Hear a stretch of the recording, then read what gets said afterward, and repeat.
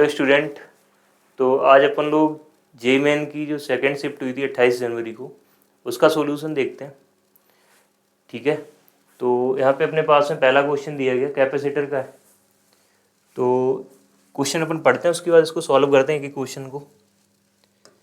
तो first question में दिखा है a parallel plate capacitor of capacitance 1 microfarad is charged to a potential difference of 20 volt. एक capacitor है, इसको मैंने क्या किया 20 वोल्ट के पोटेंशियल डिफरेंस से चार्ज किया, और कैपेसिटर की प्लेट के बीच का गैप अपन को दिया गया d, that is 1 micrometre. The energy density between the plates of capacitor is, अपन को क्या फाइंड करना है, कैपेसिटर की प्लेट्स के बीच में एनर्जी डेंसिटी क्या होगी। तो एनर्जी डेंसिटी का अपन को सीधा फॉर्मूला पता होता है ई डी, राइट। वो होता है half epsilon naught multiplied by e square. E क्या इलेक्ट्रिक फील्ड है और ई क्या है इलेक्ट्रिक फील्ड की एनर्जी डेंसिटी, राइट। तो यहाँ पे अपन सीधा वैल्यू पुट करते हैं, इलेक्ट्रिक फील्ड की वैल्यू फाइंड करनी पड़ेगी। तो कैसे फाइंड करें, अपने पास में कैपेसिटर है और इनके बीच का गैप दिया गया। तो अपन को पता है कितना वोल्टेज का पोटेंशियल डिफरेंस अप्लाई किया, 20 वोल्ट का पोटेंशियल डिफरेंस अपन ने अप्लाई कर दिया। तो इस कैपेसिटर की प्लेट के बीच में इलेक्ट्रिक फील्ड होगा, उस इलेक्ट्रिक फील्ड की जो वैल्यू आएगी उसको अपन देते हैं किससे, वी बाई डी से। ये फॉर्मूला अपन को याद होता है। बी की वैल्यू कितनी है 20, और अगर अपन बात करें डी की, तो जो गैप दिया गया दैट इज 1 माइक्रोमीटर। और माइक्रोमीटर को अगर अपन कन्वर्ट कर लें मीटर में तो हो जाएगा 10 की पावर -6, और बन जाएगा कि 20 इंटू 10 की पावर 6। क्लियर है। तो ये अपने पास में इलेक्ट्रिक फील्ड आ गया। अब क्या करना है, इस इलेक्ट्रिक फील्ड की वैल्यू को उठा के यहाँ पे पुट करना है। तो अपन को क्या मिल जाएगा, एनर्जी डेंसिटी मिल जाएगा। एप्सिलॉन नॉट की अगर अपन बात करें तो इसकी वैल्यू अपन को पता होती है 8.85 इंटू 10⁻⁻12, और इलेक्ट्रिक फील्ड आई गया। तो इस इलेक्ट्रिक फील्ड का क्या करना है, स्क्वायर करना है, 20 इंटू 10⁻⁻6 का स्क्वायर कर देते हैं। ठीक है, तो इसको अगर अपन देखें तो यहाँ से हो जाएगा ये 10 की पावर -12, और ये वाला तुम्हारा सॉरी यहाँ पे 10 की पावर 6 था, तो यहाँ पे क्या आएगा 10 की पावर +6 आएगा। इसका स्क्वायर बन जाएगा 12, और यहाँ पे क्या माइनस का 12, तो ये इससे क्या हो जाएगा, कैंसिल आउट हो जाएगा। और ये अपने पास में आ जाएगा हाफ इंटू 8.85 इंटू, और 20 का स्क्वायर हो जाएगा कितना 400। अगर अपन इसको सॉल्व करेंगे तो ये तो हो जाएगा अपने पास में कितना 200 हो जाएगा। 200 का अगर अपन इसके साथ में मल्टीप्लाई करते हैं तो 200 का इसके साथ में मल्टीप्लाई करेंगे तो देखो ये तो बन जाएगा अपने पास में 00 यहाँ पे, और 2 का मल्टीप्लाई करेंगे तो 2 5 जा कितना बन जाएगा 10, और यहाँ पे 1 हो जाएगा 16, और 1 17 का 7 1, और ये हो जाएगा कितना 7। तो ये अपने पास में आने वाला है कितना 1770.00। तो इसको अपन ऐसे लिख सकते हैं 1.77 इंटू 10⁻3। ये अपने पास में एनर्जी डेंसिटी आ गई। एनर्जी डेंसिटी की यूनिट तो बताइए जूल पर मीटर क्यूब आ जाएगा। तो इसको अपन अगर ऑप्शन से मैच कराते हैं तो यहाँ पे अपन को 1.77, तो अपन को दिख रहा है नियरेस्ट कितना है ये 1.88 इंटू 10 की पावर कितना है 3 जूल पर मीटर क्यूब। अगर अपन ऑप्शन देखें तो इसके हिसाब से अपने पास में फर्स्ट ऑप्शन क्या कर रहा है, मैच कर रहा है। क्लियर है। तो पहला क्वेश्चन अपन ने सॉल्व कर लिया। उसके बाद अपन नेक्स्ट क्वेश्चन पे चलते हैं। इस क्वेश्चन में कुछ नहीं था ज़्यादा, कैपेसिटर का था, सिंपल फार्मूला अगर याद होता तो अपन इसको सॉल्व कर लेते हैं, राइट। अपने पास में एक नेक्स्ट क्वेश्चन दिया गया मैग्नेटिज्म का है, राइट। तो इसमें अपन को एक वायर फ्रेम दिया गया जिसमें करंट फ्लो हो रहा है। तो अपन यहाँ से नोटिस कर पा रहे हैं यहाँ से ऐसे करंट जा रहा है, और इस सर्कुलर लूप के थ्रू ऐसे करंट बाहर जा रहा है, right. An infinite wire has a circular bend. Circular bend अपन को दिया गया, कितना रेडियस है, ये रेडियस है, इसका रेडियस ये दिया गया। And carrying a current I as shown in the figure. The magnitude of magnetic field at the origin of the arc is given हुआ है। अपन को क्या फाइंड करना, ओरिजिन पे मैग्नेटिक फील्ड फाइंड करना, ओ पॉइंट पे। क्लियर है। तो ओ पॉइंट पे देखो मैग्नेटिक फील्ड फाइंड करते हैं। सिंपल सा तरीका होता है, ये वाला जो वायर है इसमें करंट फ्लो हो रही है, ये वाला वायर इस पॉइंट से ही पास हो रहा है, तो इसकी वजह से कोई भी मैग्नेटिक फील्ड इस पॉइंट पे नहीं आएगी। इस पॉइंट पे जो भी मैग्नेटिक फील्ड आएगी वो इस वायर की वजह से आएगी, और ये जो अपन को सर्कुलर बैंड दिया गया उसकी वजह से आएगी। अगर अपन वायर की बात करें तो वायर की वजह से जो मैग्नेटिक फील्ड आता है उससे परपेंडिकुलर डिस्टेंस आर पे, उसका फॉर्मूला अगर अपन को पता होगा तो अपन सॉल्व कर जाएंगे इस क्वेश्चन को। तो अपन को पता है फॉर्मूला होता है मैग्नेटिक फील्ड का, एक फाइनाइट लेंथ की वायर की वजह से जो फॉर्मूला आता है वो आता है μ0 divided by 4 pi I/R bracket में आता है sine theta 1 plus sine theta 2।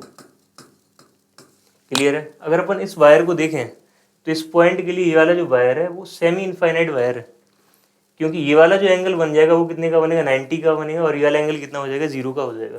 तो एक एंगल तो अपने पास में गया 90 का और एक एंगल हो गया 0। तो ये वाला एंगल अगर मान लो अपन थीटा 1 मानते हैं तो ये हो जाएगा 90। तो अगर अपन साइन 90 की वैल्यू यहाँ पे रखेंगे तो वो कितना हो जाएगा, 1 हो जाएगा, और ये वाला एंगल कितना हो जाएगा, 0। तो अपने पास में सीधा आ जाएगा कितना, v equals to mu naught divided by 4 pi I by R. R क्या डिस्टेंस है, और यहाँ पे वाली डिस्टेंस कितनी दी गई, ए दी गई अपने पास में।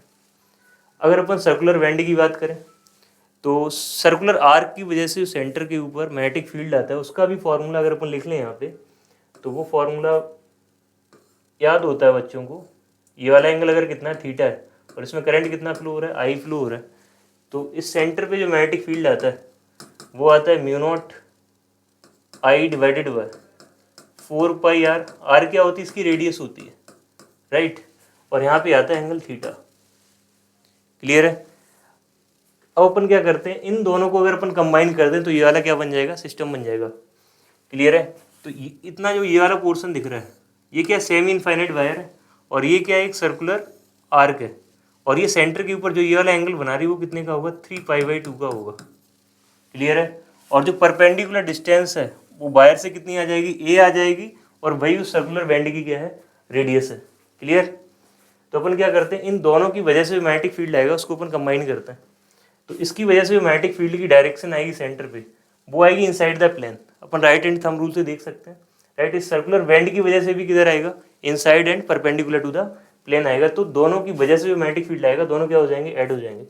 तो अपन नेट मैग्नेटिक फील्ड अगर अपन लिखना चाहें तो नेट मैग्नेटिक फील्ड लिखेंगे, एक तो सेमी इनफाइनाइट वायर की वजह से लिखेंगे, वो आ जाएगा आपका कितना, mu naught divided by 4 pi I, radius की जगह पे आ जाएगा ए यहाँ पे, प्लस ये जो अपने पास में सर्कुलर बैंड है उसकी वजह से मैग्नेटिक फील्ड आएगा म्यू नॉट, ये आएगा आई डिवाइडेड बाय 4 पाई, रेडियस की जगह पे कितना आ जाएगा ए, और ये एंगल दिया गया उसकी जगह पे आ जाएगा 3 पाई बाई 2। क्लियर है। इसको अगर अपन सॉल्व करते हैं तो आंसर अपना जरूर मैच कर जाएगा। तो देखिए यहाँ पे ऑप्शन को अगर अपन नोटिस करें तो यहाँ पे क्या दिया गया, म्यू नॉट, यहाँ पे आई होना चाहिए, राइट, यहाँ पे 1 लिखा हुआ है, यहाँ पे क्या होना चाहिए, आई होना चाहिए। क्लियर है। तो mu naught I divide by 4 pi, A common लेने के बाद आंसर दिया गया अपने पास में। तो यहाँ पे क्या करेंगे, mu naught divided by 4 pi I by a तो ले लिया कॉमन, यहाँ पे बन जाएगा 1 प्लस, इसको ऊपर हम ध्यान से देखें तो यहाँ पे कितना रह जाएगा, 3 पाई बाई 2। क्लियर है। तो ये वाली चीज़ तो अपने पास में क्या होगी थी, कॉमन होगी थी। अगर अपन ऑप्शन मैच कराने जाएं तो ऑप्शन अपने पास में कौन सा मैच कर जाएगा, सेकंड वाला करेक्ट हो जाएगा। क्लियर है। तो इसका सेकंड ऑप्शन करेक्ट होगा। उसके बाद अगला क्वेश्चन अपन देखते हैं। इसमें अगर अपन फॉर्मूला याद होता तो अपन सॉल्व कर सकते थे, आसान क्वेश्चन था। नेक्स्ट क्वेश्चन जो अपने पास में है वो रे ऑप्टिक्स का है। क्लियर है। अब दो क्वेश्चन अपन पढ़ते हैं। क्या लिखा, इन अ लॉन्ग ग्लास ट्यूब, एक अपने पास में क्या बहुत लंबी ग्लास ट्यूब है, राइट, अपने पास में ग्लास ट्यूब है। Mixture of two liquids A and be with refractive index 1.3 and 1.4। अपने पास में दो लिक्विड हैं जिनके रिफ्रैक्टिव इंडेक्स ये दे गए, एक तो μ1 है और एक क्या है अपने पास में μ2, रिफ्रैक्टिव इंडेक्स दिए गए। Forms a convex refractive meniscus towards a. मान लो मैंने दो लिक्विड ले लिए, एक लिक्विड इस साइड में ए है और इधर क्या भरा हुआ है, बी भरा हुआ है। इसका रिफ्रैक्टिव इंडेक्स पता है अपन को, इसका भी रिफ्रैक्टिव इंडेक्स पता है।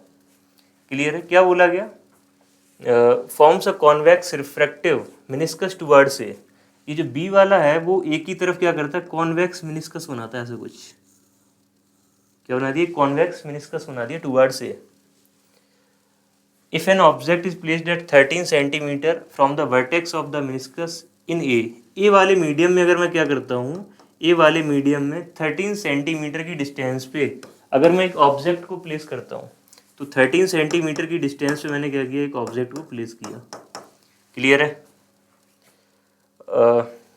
From the vertex of meniscus in A forms an image with the magnification of -2। ये बोला गया यहाँ पे जो ऑब्जेक्ट प्लेस किया गया ना, इस ऑब्जेक्ट से निकलने वाली जो लाइट रेज है वो यहाँ पे जाके क्या होंगी, रिफ्लेक्ट होंगी इस मेनिस्कस पे। उसके बाद इसकी क्या फॉर्म होती है, इमेज फॉर्म होती है। क्लियर है। और बोला गया कि जो मैग्नीफिकेशन है वो कितने का आता है, -2 का आता है।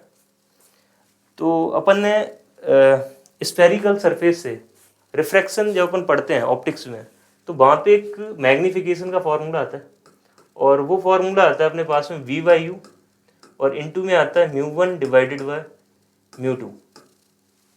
क्लियर है। ये तो वो वाला मीडियम है जहाँ से लाइट रेज इंसिडेंट होती हैं। क्लियर है। जिसमें ऑब्जेक्ट को अपन प्लेस करते हैं वो ये वाला हो गया, और जो सेकंड वाला है जिसमें रिफ्रैक्ट होने के बाद लाइट रेज जाती है और जहाँ पे इमेज का फॉर्मेशन होता है। क्लियर है। तो अपन आगे की बात करते हैं। तो एक तो ये वाला फॉर्मूला अपन अप्लाई कर लें, क्योंकि मैग्नीफिकेशन दिया गया अपने पास में कितना, -2। तो यहाँ पे वैल्यू पुट करते हैं, और B/U, B होता है जहाँ पे इमेज बनती है उसकी डिस्टेंस, और U होता है जहाँ पे ऑब्जेक्ट को अपन प्लेस करते हैं।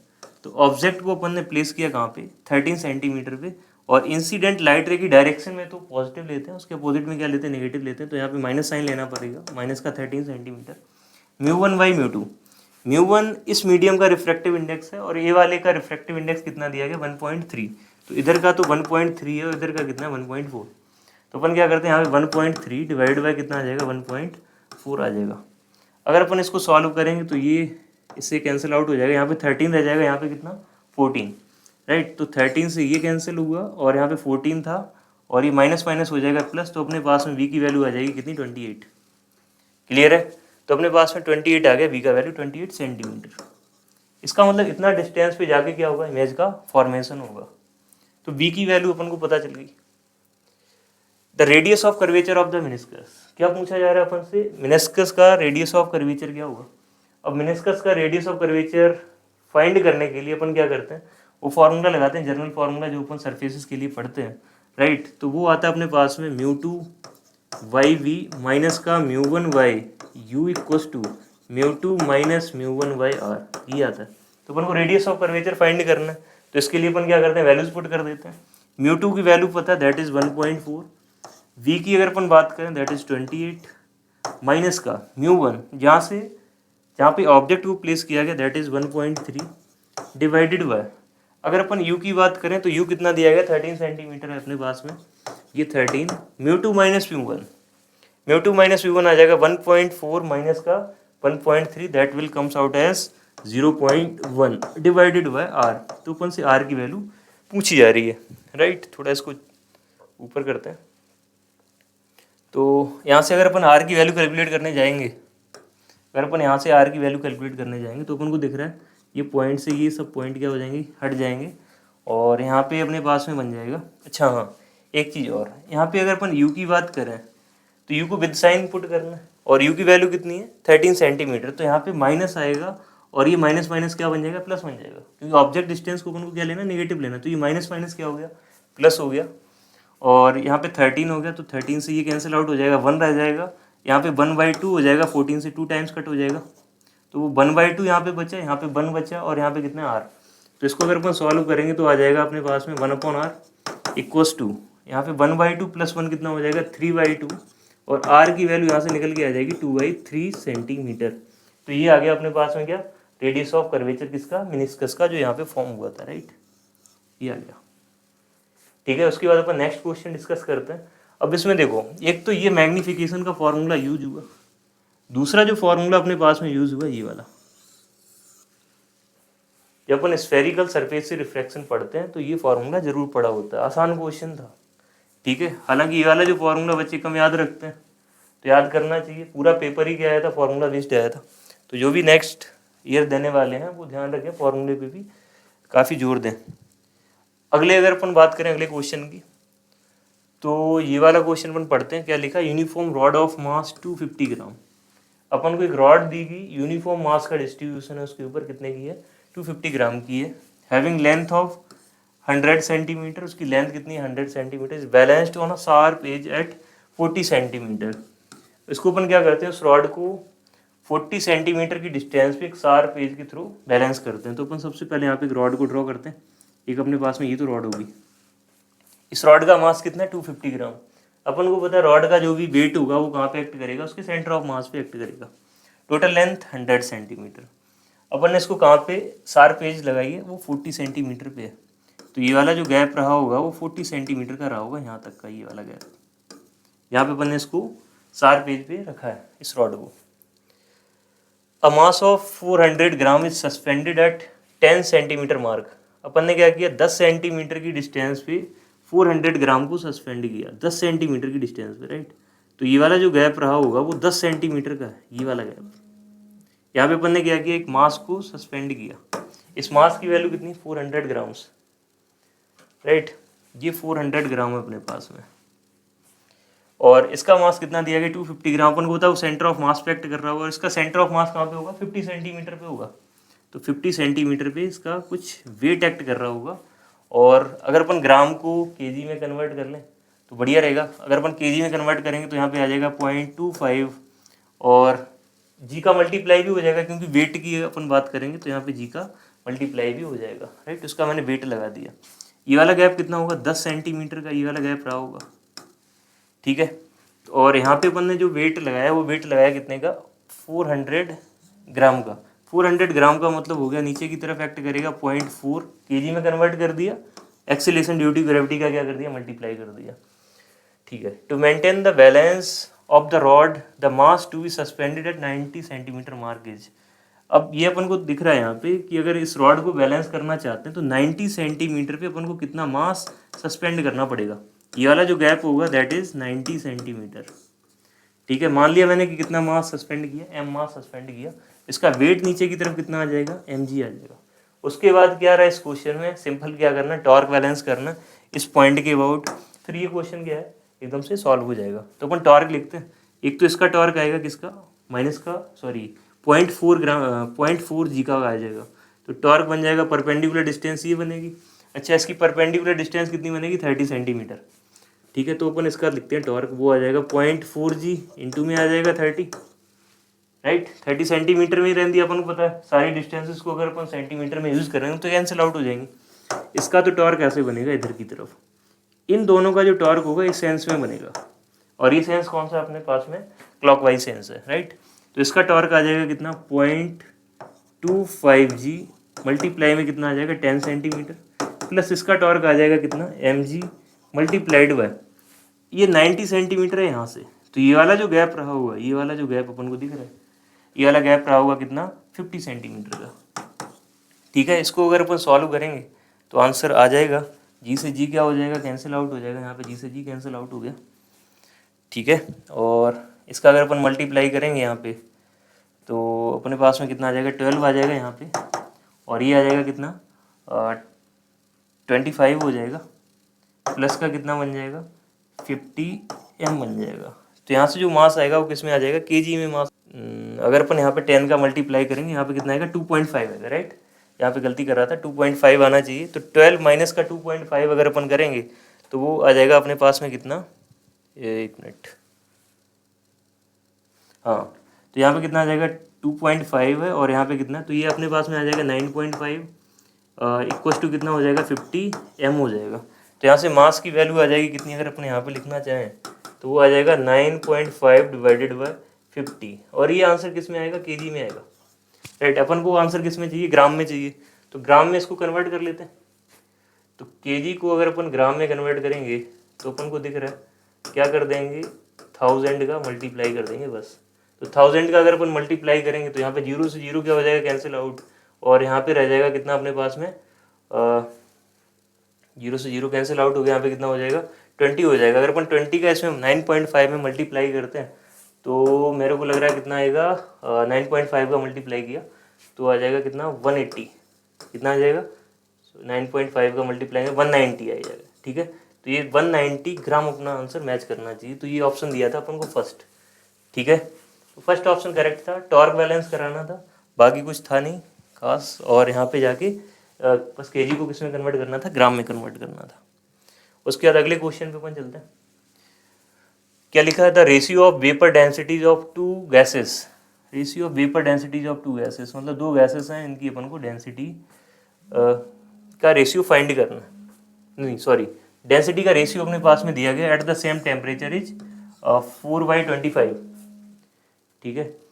तो 4/25 अपने को क्या दिया गया, डेंसिटी का रेशियो दिया गया, दो गैसेस हैं तो ρ1 और ρ2 का रेशियो दिया गया किसी टेम्परेचर पे at same temperature. Then the ratio of RMS velocities, RMS velocity का रेशियो पूछा गया। तो RMS वेलोसिटी का फॉर्मूला अपन को पता है, VRMS इक्वल्स टू आता है स्क्वायर रूट ऑफ, वैसे फॉर्मूला तो बच्चे ये याद करते हैं 3RT/m, और RT/m को अपन पता क्या लिख सकते हैं, P/ρ लिख सकते हैं। तो ये सीधा क्वेश्चन खत्म हो जाता है। यहाँ पे तो प्रेशर है और नीचे क्या है, रो है। ठीक है, तो अपन को यहाँ से क्या दिख रहा है कि जो VRMS है that is inversely proportional to the square root of density. Clear, तो डेंसिटी के क्या होगा, इनवर्सली प्रोपोर्शनल होगा। तो यहाँ पे देखो डेंसिटी का कितना दिया गया, 4/25 दिया गया, उसका इनवर्सली प्रोपोर्शनल 25/4 हो जाएगा। और उसका जब मैं स्क्वायर रूट लूँगा तो अपन को समझ में आ रहा है कि जो VRMS of gas 1 divided by VRMS of gas 2 that will be comes out as 25/4। Ratio क्या हो जाएगा, उल्टा हो जाएगा। और उसका क्या करना है, स्क्वायर रूट करना है। तो यहाँ से कितना दिखेगा, 5/2 दिखेगा। अपन देख सकते हैं ऑप्शन कोई मैच करेगा ज़रूर। तो ये वाला ऑप्शन क्या कर गया, मैच कर गया अपने पास में 5/2। बहुत आसान क्वेश्चन था। अपन आगे बढ़ते हैं। उसके बाद ये क्वेश्चन देखो दिया गया, ये क्वेश्चन KTG का था।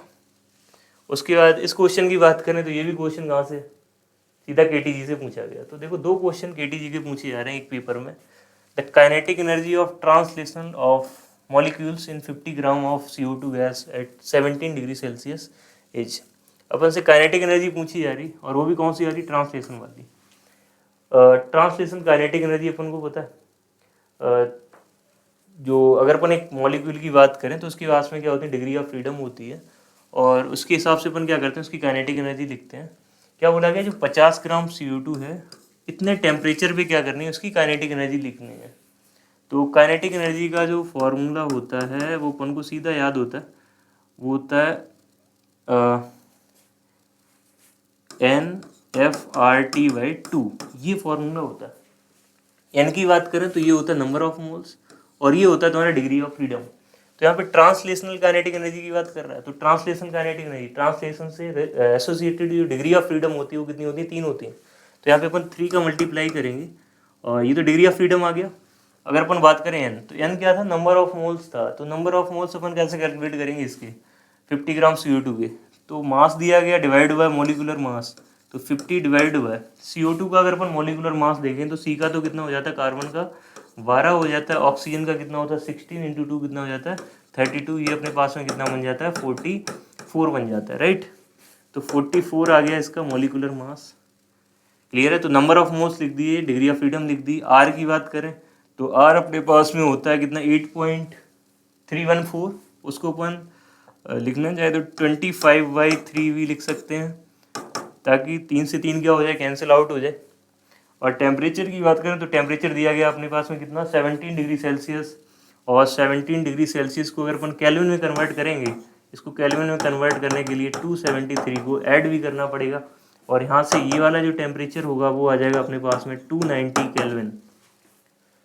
ठीक है, तो 290 केल्विन को यहाँ पे पुट करते हैं, तो ये 290 केल्विन को यहाँ पे पुट कर दिया।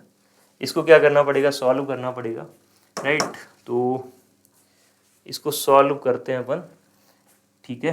तो ये अपने पास में 3 से 3 क्या हो जाएगा, कैंसिल आउट हो जाएगा, और ये जो अपने पास में 44, और यहाँ पे कितना बन जाएगा 22, यहाँ पे कितना बन जाएगा 25। ठीक है, तो इसको अपन सॉल्व कर सकते हैं। 25 × 25 कितना बन जाएगा 625 डिवाइडेड बाई 22 इंटू में बन जाएगा 290। ठीक है, तो इसको अपन सॉल्व करेंगे, तो सॉल्व करने के बाद अगर अपन इसको कैलकुलेटर से कैलकुलेट करते हैं, तो कैलकुलेटर से कैलकुलेट करने के बाद ये ऑप्शन अपने पास में आ गया था। कैलकुलेटर से कैलकुलेट करता हूँ, इसको कैलकुलेट करने के बाद आ गया था 4102.80 वाला। ठीक है, इसको सॉल्व करने के बाद ये ऑप्शन आता है। बाकी क्या था, फॉर्मूला था, उसके बाद कैलकुलेशन कर सकते थे अपन, राइट। पेपर पे रफ पेज मिलता है, अपन इसको सॉल्व कर सकते हैं आसानी से। ठीक है, उसके बाद अपन नेक्स्ट क्वेश्चन की बात करते हैं। नेक्स्ट क्वेश्चन ये रहा अपने पास में, सेवन्थ क्वेश्चन है, a uniform magnetic field of 0.4 tesla acts perpendicular to a circular copper disc. एक मैग्नेटिक फील्ड है 0.4 टेस्ला का, acts perpendicular to the circular disc of 20 centimetre. अपने पास में एक सर्कुलर डिस्क है और उसका रेडियस दिया गया, रेडियस इज 20 सेंटीमीटर। तो अपन ने क्या किया, एक डिस्क ले ली और इसका रेडियस दिया गया अपने पास में, ये वाला जो रेडियस है आर का वैल्यू 20 सेंटीमीटर। मैग्नेटिक फील्ड दिया गया, बी का वैल्यू कितना 0.4 tesla. The disc is having a uniform angular velocity 10 pi radian per second. अपने पास में ओमेगा दिया गया, ये डिस्क क्या कर रही, रोटेट कर रही, क्या कर रही, रोटेट कर रही, कितने से, ओमेगा से। तो ओमेगा की वैल्यू कितनी है 10 pi radian per second about an axis through its centre and perpendicular to the disc.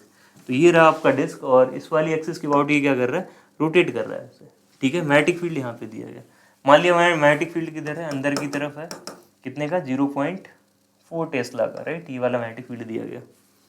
What is the potential difference, right, यहाँ पे क्या होगा, potential difference developed between the axis of the disc and the rim. अपन को बताना है कि इन दोनों पॉइंट के बीच में कितना पोटेंशियल डिफरेंस डेवलप होगा। तो अपन सीधा पढ़ते हैं, ये तो जो पोटेंशियल डिफरेंस डेवलप होता है उसका फॉर्मूला होता है हाफ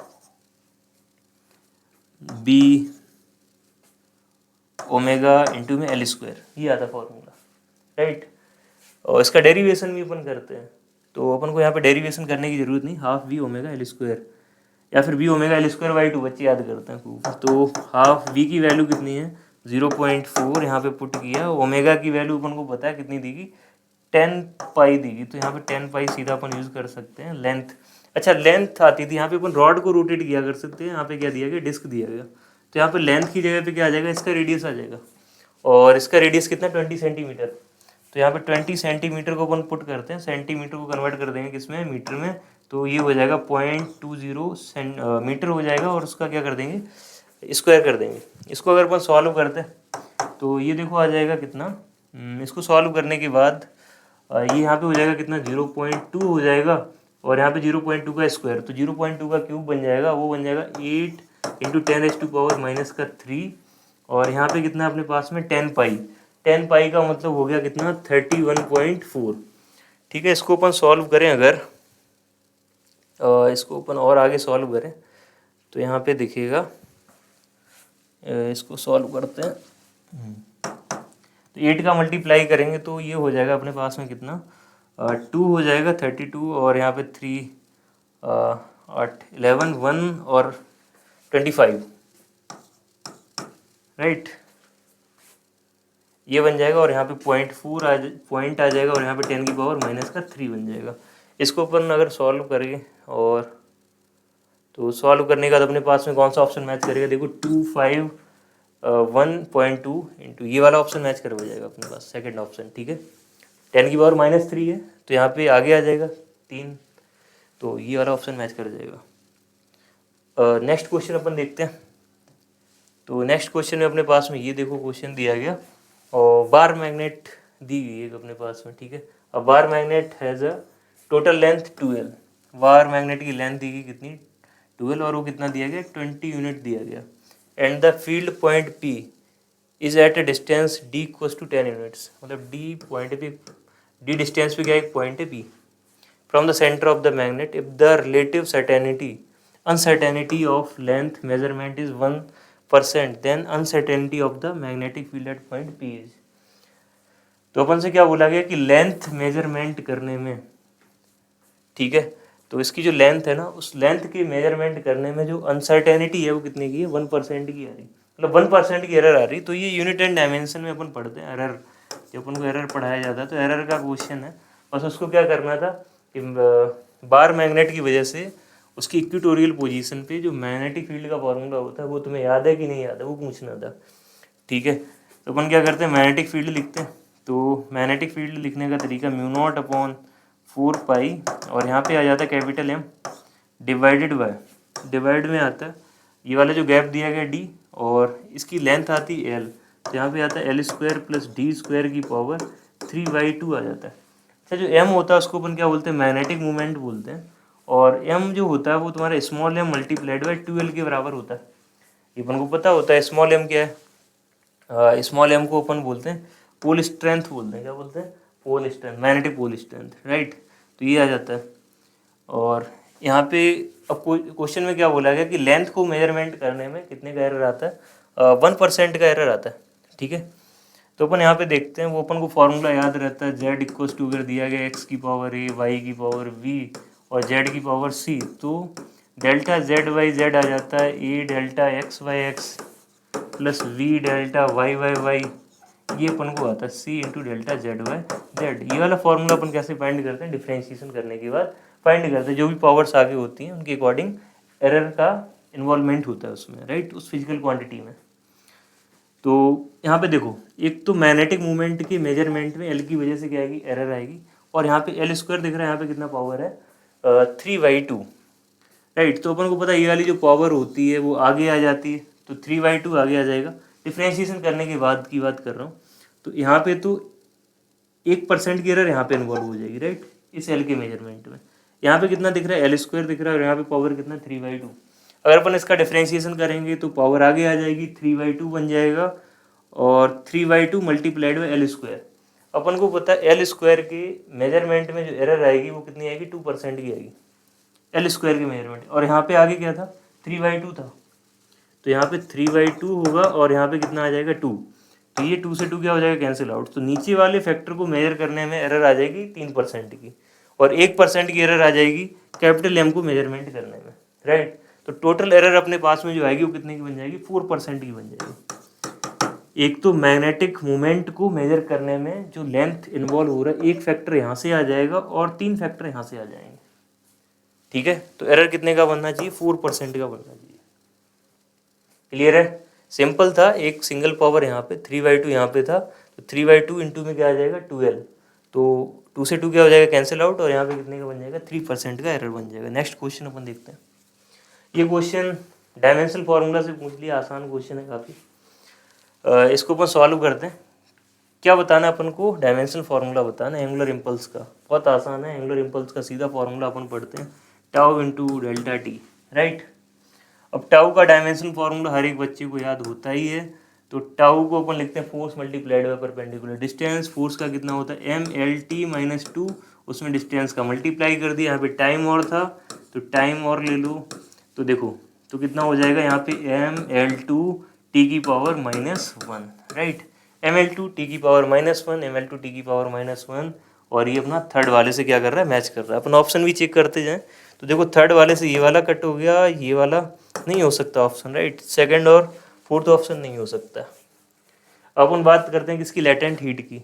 तो लेटेंट हीट के लिए भी अपन सीधा फॉर्मूला जानते हैं, Q इक्वल्स टू क्या होता है, ml होता है, तो यहाँ पे L की वैल्यू आ जाती है Q/m, और m क्या है, यहाँ पे मास है, और हीट का तो पता है एनर्जी जैसा ही होता है, और एनर्जी का पता अपन को कैसा होता है, टॉर्क जैसा होता है, तो राइट इसका हीट का बन जाएगा ml2t-2, और नीचे मास दिया गया तो उसका बन जाएगा m से m क्या हो जाएगा, कैंसिल हो जाएगा, तो L2t-2, राइट, L2t-2, ये ऑप्शन अपन को दिख रहा है, तो इससे ये मैच कर जाएगा।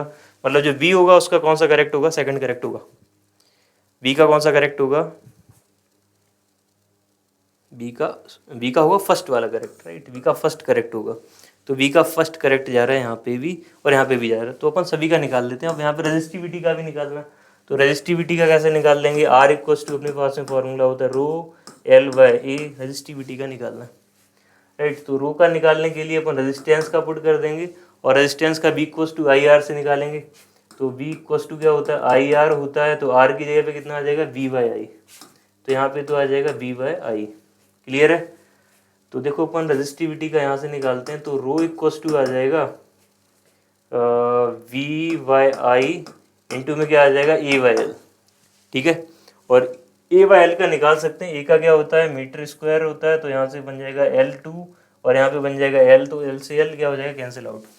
अब बात आई V का, अब B का कैसे निकालेंगे, B क्या होता है, पोटेंशियल डिफरेंस, बहुत बढ़िया, तो B का होता है W/Q, क्या होता है, W/Q, यहाँ पे क्या आ गया, I आ गया, इंटू में क्या बन गया, AL बन गया, ठीक है।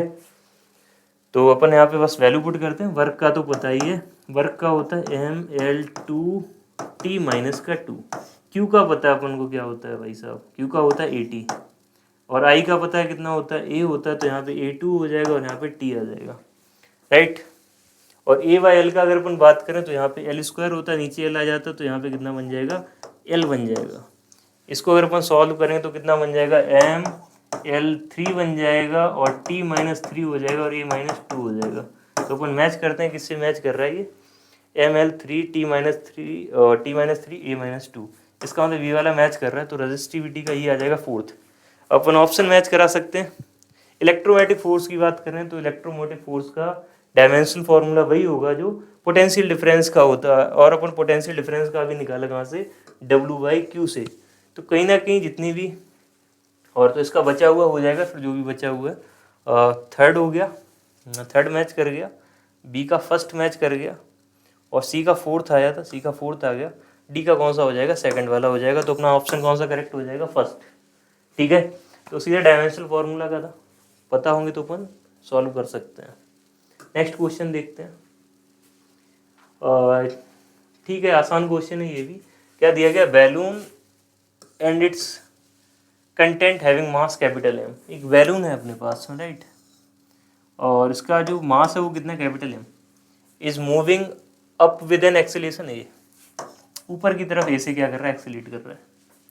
The mass that must be released from the content so that the balloon starts moving up with an acceleration of 3a। अब ये बोल रहा है कि इस बैलून में से मैंने क्या किया, कुछ मास को बाहर फेंक दिया, कुछ मास को मैंने क्या किया, बाहर फेंक दिया, राइट। पहले मास कितना था, कैपिटल एम था, अब इसमें कितना कितना मैंने फेंक दिया, स्मॉल एम बाहर कर दिया, तो टोटल मास कितना रह गया, m-m।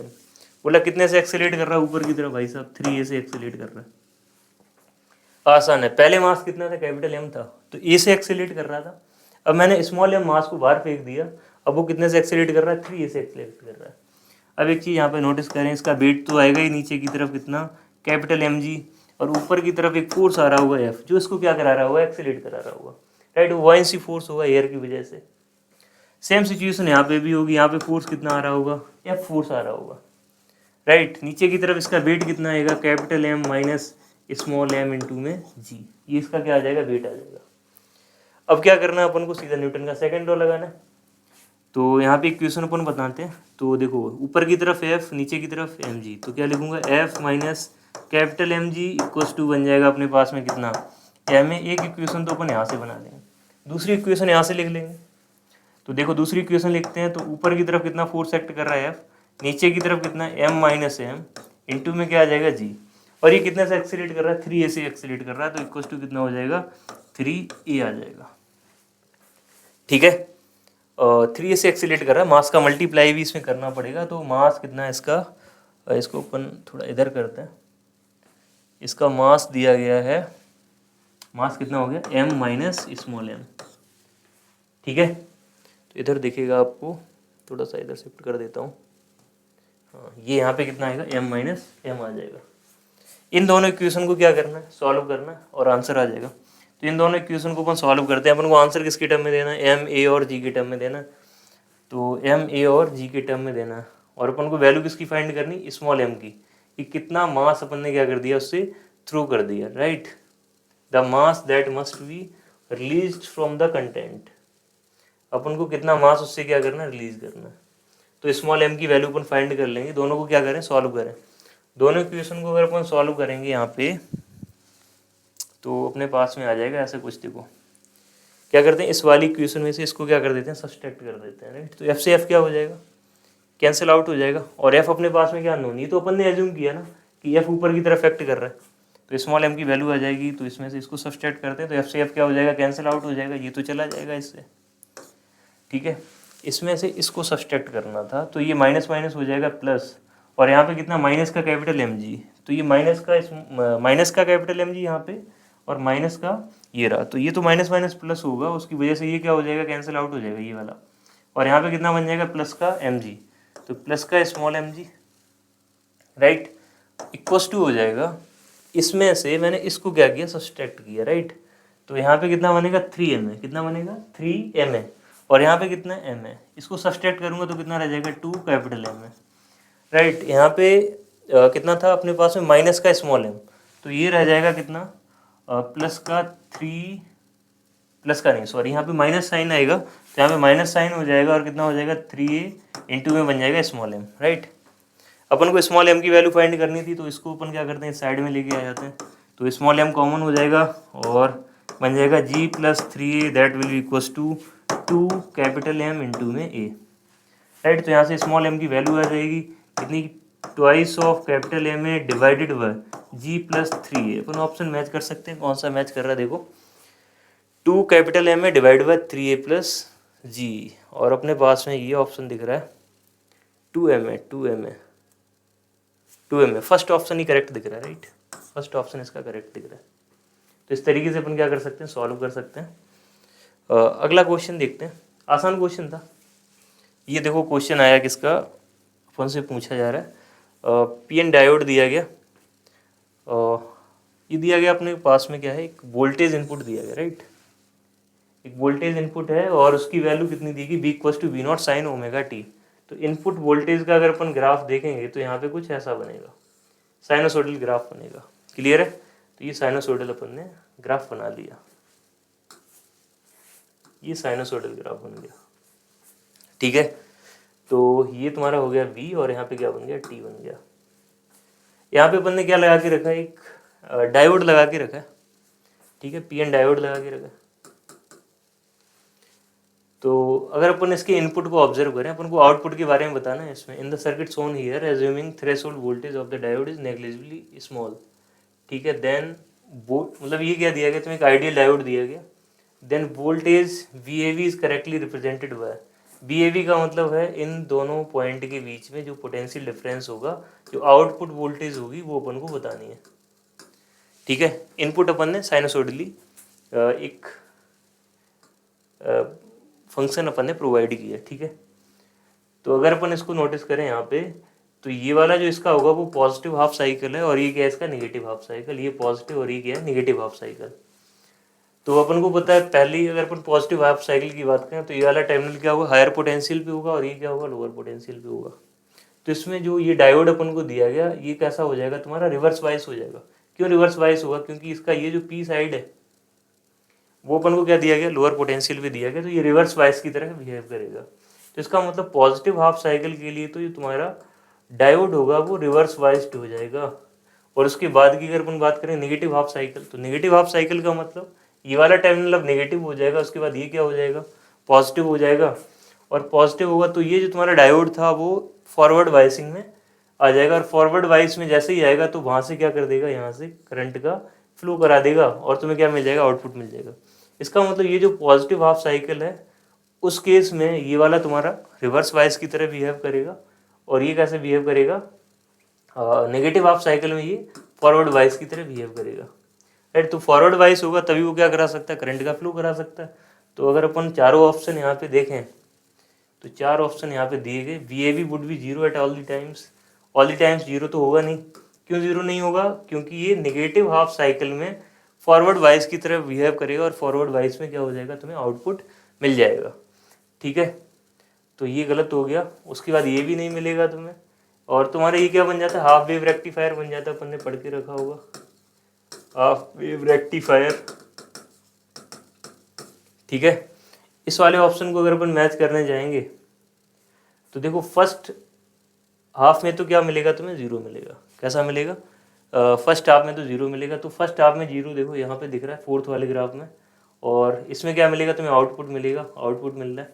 फिर उसके बाद तुम्हें क्या दिखेगा, जीरो मिलेगा, क्योंकि ये तुम्हारा फिर दोबारा से क्या हो जाएगा, रिवर्स वाइसिंग में आ जाएगा, और ये किस में होगा, फॉरवर्ड वाइसिंग में होगा। तो ये वाला ऑप्शन तुम्हारा क्या हो जाएगा, करेक्ट हो जाएगा, fourth, right. Half wave rectifier की तरह क्या कर रहा है, वो बिहेव कर रहा है, ठीक है। तो ऐसा अपन को दिया गया था। अपन क्या करते हैं, नेक्स्ट क्वेश्चन सॉल्व करते हैं। तो 12th नंबर का क्वेश्चन अपने पास में है, ये EMW का क्वेश्चन है, right. The magnetic field of an electromagnetic wave is given हुआ है, ये मैग्नेटिक फील्ड अपन को दिया गया, ठीक है, ये कुछ ऐसा मैग्नेटिक फील्ड दिया गया। अच्छा, इसकी इक्वेशन को देख के अपन बता सकते हैं कि वेव कौन सी डायरेक्शन में ट्रेवल कर रही है। तो अपन को यहाँ पे दिख रहा है जेड दिख रहा है, इसका मतलब जो वेव प्रोपेगेशन की डायरेक्शन होगी वो किधर की तरफ होगी, वो हो जाएगी आपकी जेड डायरेक्शन में होगी, राइट। तो जो वेव प्रोपेगेशन की डायरेक्शन है वो तो किधर है, जेड एक्सिस के लॉन्ग है। द करस्पॉन्डिंग इलेक्ट्रिक फील्ड, बहुत आसान सा क्वेश्चन है। अपन को पता है कि magnetic field, electric field vector and velocity vector, right. अगर अपन वेलोसिटी वेक्टर लिखें किसका, इलेक्ट्रोमैग्नेटिक वेव का, तीनों क्या होते हैं, एक दूसरे के परपेंडिकुलर होते हैं। अगर मान लो वेव इधर की तरफ प्रोपेगेट कर रही तो C इक्वल्स टू आता है तुम्हारा E क्रॉस B। क्या आता है? E cross B। Electric field इधर की तरफ रहा होगा और मैग्नेटिक फील्ड इधर की तरफ रहा होगा, ऐसा ही होता है। तो C इक्वल्स टू आ जाता है E क्रॉस V। ठीक है, अपन को क्या बताना है? इलेक्ट्रिक फील्ड का वेरिएशन बताना कैसे होगा। तो देखो अपन को पता है कि मैग्नेटिक फील्ड और इलेक्ट्रिक फील्ड हमेशा क्या होते हैं, एक दूसरे के परपेंडिकुलर होते हैं। क्या होते हैं? परपेंडिकुलर होते हैं। तो अपन यहाँ से सीधा भी कर सकते हैं, अगर अपन को इलेक्ट्रिक फील्ड वेक्टर निकालना है, इलेक्ट्रिक फील्ड वेक्टर निकालना है तो मतलब वो किसके इक्वल आता है? वो V vector cross C vector के इक्वल आता है। तो अपन को मैग्नेटिक फील्ड वेक्टर दिया गया, यहाँ पे C वेक्टर की बात करें तो वो कौन किसके अलॉन्ग होगा? वो K कैप के अलॉन्ग होगा, क्योंकि वेव किधर की तरफ प्रोपेगेट कर रही? जेड एक्सिस के अलॉन्ग क्या कर रही है? प्रोपेगेट कर रही है। ठीक है, तो अपन को फाइंड करना है यहाँ पे इलेक्ट्रिक फील्ड की डायरेक्शन के, मतलब इलेक्ट्रिक फील्ड के लिए फंक्शन फाइंड करना है। तो अपन देखते हैं इलेक्ट्रिक फील्ड क्या होगा, मैग्नेटिक फील्ड के परपेंडिकुलर होगा। तो परपेंडिकुलर के लिए अपन को पता है दो वेक्टर का डॉट प्रोडक्ट क्या होना चाहिए? 0 होना चाहिए। तो अपन ऐसे भी चेक कर सकते हैं, यहाँ पे जो तुम्हें दिया गया √3/2 I cap plus 1/2 J cap. Basic तरीका इसका ये है, तुम्हें V वेक्टर दिया, C वेक्टर दिया, क्या करो? क्रॉस प्रोडक्ट कर लो। ये तो अपन दूसरा तरीका भी देख लेते हैं। तो ये तुम्हारा मैग्नेटिक फील्ड वेक्टर है और इसका डॉट प्रोडक्ट क्या होना चाहिए? 0 होना चाहिए। अपन एक एक ऑप्शन से क्या करते हैं? मैच करते हैं। तो देखिए इन दोनों का अपन क्या करेंगे? डॉट करेंगे। यहाँ पे जो भी फैक्टर्स तुम्हें आगे दिख रहे हैं उनसे क्या करेंगे? डॉट करेंगे। जिसके साथ में 0 हो जाएगा वो तुम्हारा क्या हो जाएगा? ऑप्शन बन जाएगा। तो अपन चेक करते हैं, √3/2 और इसका मल्टीप्लाई करते हैं तो कितना हो जाएगा? √3/4 और 1/2 का इससे मल्टीप्लाई करेंगे तो ये भी कितना हो जाएगा? √3/4। इसका मतलब इससे इसका जब मैं डॉट प्रोडक्ट करूँगा तो ये क्या हो जाएगा? 0 हो रहा है। अगर 0 हो गया तो ये तुम्हारा क्या हो जाएगा? ऑप्शन करेक्ट हो जाएगा। क्लियर है? दूसरे से अपन डॉट प्रोडक्ट करके देखते हैं, हो सकता है और दूसरे से क्या बन जाए? 0 बन जाए। तो यहाँ पे चेक करते हैं, √3 मतलब 3/4 हो जाएगा और ये आ जाएगा कितना? माइनस का 1/4, कभी भी कैंसिल नहीं होगा। और ये बन जाएगा 3√3/4 और ये हो जाएगा तुम्हारा 1/, ये भी 0 नहीं होगा, ये तो प्लस है तो कभी 0 हो ही नहीं सकता। मतलब ये भी नहीं हो सकता, ये भी नहीं हो सकता, ये भी नहीं हो सकता। सीधा ऑप्शन क्या हो जाता है? 1 हो जाता। तो अपन क्या करते हैं? डॉट प्रोडक्ट करके भी चेक कर सकते हैं, तो अपन टाइम बचा लेंगे। नहीं तो अपन को ऐसे क्या करना पड़ेगा? क्रॉस प्रोडक्ट करना पड़ेगा। ठीक है, आगे की बात करते हैं। नेक्स्ट क्वेश्चन अपने पास में है कि earth has a mass 8 times and radius 2 times that of a planet. Earth का जो मास है वो किसी एक प्लैनेट के मास से क्या दिया गया? 8 टाइम्स दिया गया, मास of planet. And radius 2 times that of planet. और जो अर्थ की रेडियस है, अर्थ की जो रेडियस है, राइट, अर्थ की जो रेडियस है, अर्थ की जो रेडियस है वो दी गई आपको, radius of earth is twice of radius of planet, ऐसा कुछ दिया गया। If the escape velocity from the earth is 11.2 kilometre पर सेकेंड। क्या बोला गया है? जो अर्थ है वहां से अगर अपन किसी ऑब्जेक्ट को उसके ग्रेविटेशन फील्ड से बाहर करना चाहें, एस्केप करना चाहें, तो कितना वेलोसिटी है? ये v दिया गया। ठीक है, escape velocity for the earth, the escape velocity in kilometre पर सेकेंड फ्रॉम द प्लैनेट।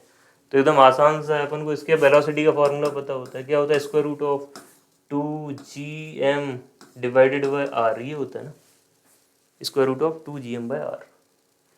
ये मास आता है यहाँ पे प्लैनेट का, और यहाँ पे क्या आता है? रेडियस आता है किसका? प्लैनेट का। तो अपन को रेशियो फाइंड करना है, या फिर बोल दो अपन को प्लैनेट से बताना है कितना इसकी वेलोसिटी होगा।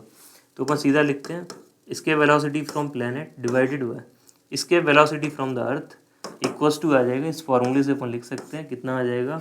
Twice of mass of planet divided by mass of earth आ जाएगा, राइट। अगर अपन को पता है कि 2 से 2 क्या हो जाएगा? कैंसिल आउट हो जाएगा डिवाइड करने के बाद, तो इसको यहाँ पे रहने ना लिखें, वही बढ़िया रहेगा। मास of planet divide by mass of earth multiply में आ जाएगा यहाँ पे radius of earth divide by radius of planet.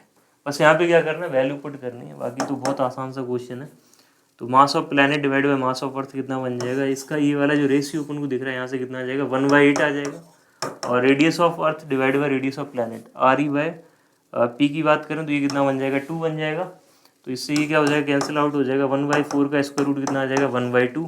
तो ये बन गया BP और V का रेशियो बन गया। तो BP की वैल्यू कितनी आ जाएगी? अगर अपन यहाँ से देखें तो BP = आ जाएगा 1/2 टाइम्स ऑफ V, और B की वैल्यू कितनी है? 11.2। तो 11.2 को यहाँ पे पुट कर देंगे तो 11.2/2 मतलब कितना 5/6 5.6 राइट, ये बन जाएगा तुम्हारा किलोमीटर पर सेकंड। तो पहला ऑप्शन क्या हो गया इसका, करेक्ट हो गया। कुछ नहीं था, आसान सा क्वेश्चन था।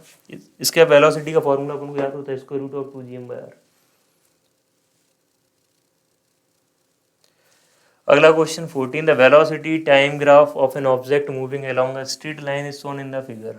क्या दिया गया तुम्हें, वेलोसिटी टाइम ग्राफ दिया गया, ठीक है। What is the distance covered by the object between t equals to 0 to 4 second. 0 से लेके 4 सेकंड में कितना डिस्टेंस कवर करेगा वो अपन को बताना। बीटी ग्राफ दिया गया, डायरेक्शन कहीं चेंज नहीं हो रही, तो अपन को पता है वेलोसिटी टाइम ग्राफ क्या देगा, डिस्टेंस यहाँ पे बता देगा, क्योंकि डिस्टेंस और डिस्प्लेसमेंट दोनों क्या होंगी, सेम होंगी। तो यहाँ तक का अपन को एरिया फाइंड करना होता है। बीटी ग्राफ का एरिया क्या बताता है अपन को, 0 से लेके 4 तक का एरिया फाइंड करना, ठीक है। बीटी ग्राफ का एरिया अपन को बताएगा डिस्टेंस, ठीक है। तो इसका एरिया निकाल लेते हैं। तो एरिया आ जाएगा कैसे, ट्रिपेजियम दिख रहा है अपन को, half into sum of parallel sides, formula याद है, half into sum of parallel side. एक तो ये वाली साइड और ये वाली साइड क्या है, दोनों पैरेलल है, तो ये यहाँ से लेके यहाँ तक की लेंथ हो जाएगी 4 प्लस ये वाली अगर अपन लेंथ देखेंगे तो हो जाएगा 2 into distance between them that is 10। बहुत आसान सा क्वेश्चन है यार ये तो। 5 आ गया, 5 इंटू में 6 कितना हो जाएगा 30, तो 30 ऑप्शन मैच करना चाहिए, that is first correct right. बहुत आसान सा क्वेश्चन था, बीटी ग्राफ का एरिया बताना था। अपन अगले क्वेश्चन पे चलते हैं। ओके, अगला क्वेश्चन फिर किसका आ गया, रे ऑप्टिक्स का आ गया राइट। एक तो वहाँ से पूछ लिया था रिफ्लेक्शन से, और एक कहाँ से पूछा, रिफ्लेक्शन से। A concave mirror produces an image of an object such that the distance between the object and image is 20 centimetre. एक कॉन्केव मिरर बोला गया, वो एक ऑब्जेक्ट की इमेज फॉर्म करता है, और इस तरीके से इमेज फॉर्म करता है कि ऑब्जेक्ट और इमेज के बीच का जो गैप है वो कितना 20 सेंटीमीटर है। If the magnification of image is -3, minus sign देख के अपन को पता चल रहा है कि रियल इमेज फॉर्म हो रही होगी। Then the magnitude of radius of curvature of the mirror, अपन को क्या करना है, रेडियस ऑफ कर्वेचर का मैग्नीट्यूड फाइंड करना।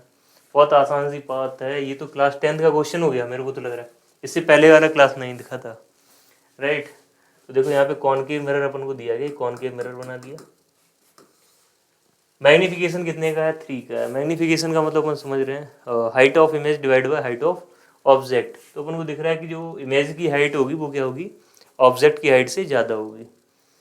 इसका मतलब ये हुआ कि जो ऑब्जेक्ट होगा वो सेंटर ऑफ कर्वेचर की, अगर मान लो सेंटर ऑफ कर्वेचर यहाँ पे, तो उसकी इस साइड में प्लेस किया गया होगा कहीं पे, तो इमेज क्या बनेगी, उसकी साइज से बड़ी बनेगी, ठीक है। तो ये वाला जो इमेज बन रहा है वो कितना डिस्टेंस पे बन रहा है, वी डिस्टेंस पे, ऑब्जेक्ट कितना डिस्टेंस पे रखा गया, वो यू डिस्टेंस पे। उनके बीच में गैप कितना दिया गया, बी माइनस यू की वैल्यू की अगर अपन बात करें तो वो 20 सेंटीमीटर यहाँ पे दी गई है, ठीक है।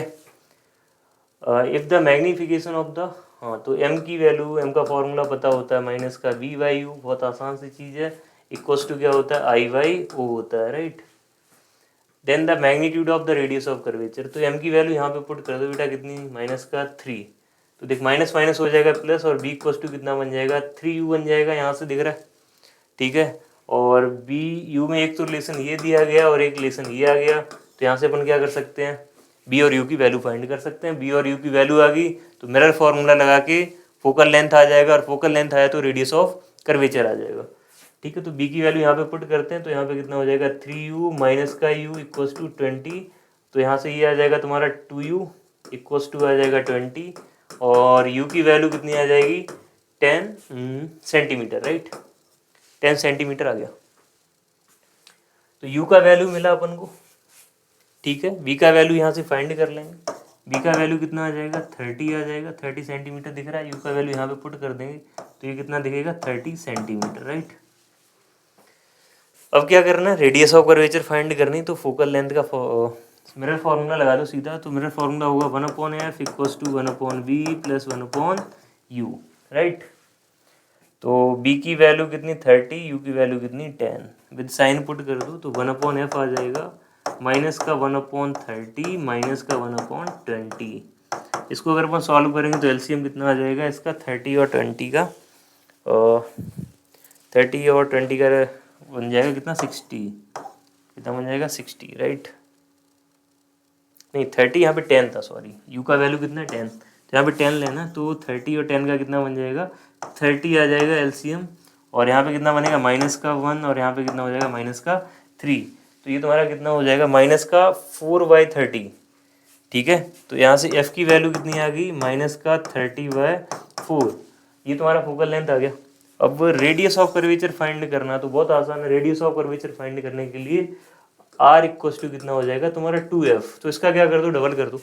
इसका डबल करोगे तो 2 का मल्टीप्लाई करेंगे तो यहाँ पे 2 रह जाएगा, और 30/2 कितना हो जाएगा 15। तो अपने पास में आंसर क्या आ जाएगा 15 सेंटीमीटर आ जाएगा। फोकल लेंथ आया भाई साहब, उसका क्या करना है, डबल करना है, उसके बाद आंसर मिल जाएगा। नेक्स्ट क्वेश्चन की बात करें, ये देखो एक और क्वेश्चन आया, ये मैकेनिक्स का लग रहा है अपन को। Okay, work power and energy का है। A body of mass 4 kg। ठीक है, एक बॉडी है, इसका मास कितना दिया गया 4 kg दिया गया। ठीक है, मान लिया। Placed on a plane at point P point पे इसको प्लेस कर दिया।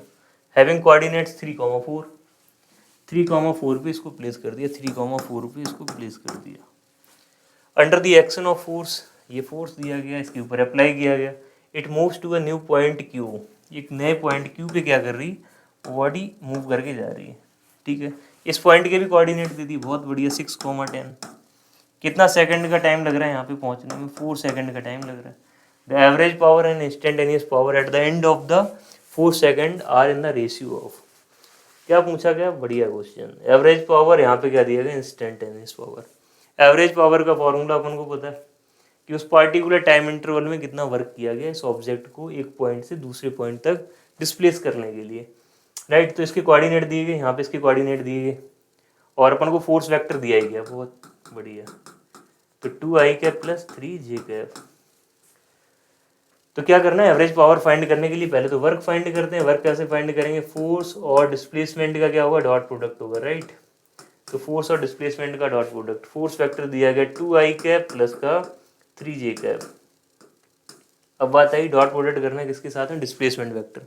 तो डिस्प्लेसमेंट वेक्टर लिख सकते हैं, तो final position minus initial position करने के बाद, तो ये फाइनल पोजीशन 6 - 3 कितना हो जाएगा 3i कैप प्लस 10 - 4 हो जाएगा कितना 6j कैप। तो इनका अगर मैं डॉट प्रोडक्ट करता हूँ तो ये आ जाएगा 2 × 3 कितना बन जाएगा 6 प्लस 3 × 6 कितना बन जाएगा 18, और ये कितना बन जाएगा 24 जूल। तो इतना वर्क करना पड़ेगा यहाँ से लेके यहाँ तक आने में।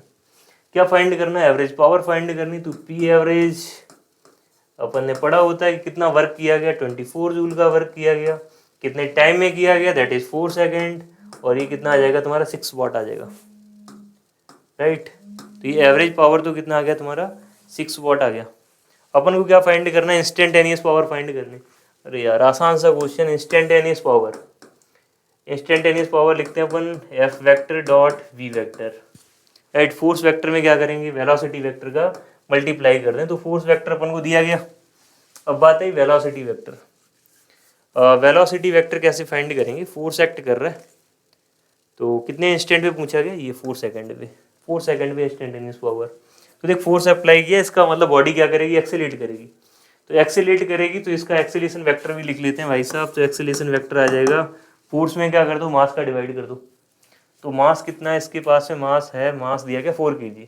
फोर्स में डिवाइड करेंगे तो देख 2 में 4 का डिवाइड करेंगे तो कितना आएगा 1/2i कैप, और यहाँ पे 3 में 4 का डिवाइड करेंगे तो कितना आ जाएगा 3/4j कैप, राइट। ये बन जाएगा अपने पास में एक्सेलेरेशन वेक्टर। अच्छा एक्सेलेरेशन आ गया तो वेलोसिटी वेक्टर कैसे लिखेंगे, v = u + at से। इंस्टेंट इनिशियल वेलोसिटी कितनी रही होगी 0।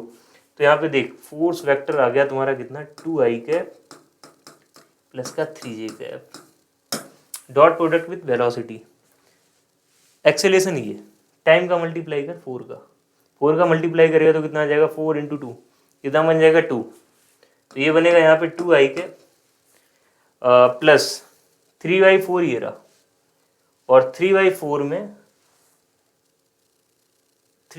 अपन क्या करेंगे 4 का मल्टीप्लाई किया, जैसे यहाँ पे 4 का मल्टीप्लाई किया था तो कितना बन गया था 2। तो 4 का मल्टीप्लाई करेंगे तो बन जाएगा 3। ये तुम्हारा बन गया velocity after time 4 second, right. तो 4 सेकेंड के बाद ये आ गई वेलोसिटी, 4 सेकेंड के बाद ये वेलोसिटी आ गई अपने पास में। इसके साथ में क्या कर लेते हैं, डॉट प्रोडक्ट कर लेते हैं।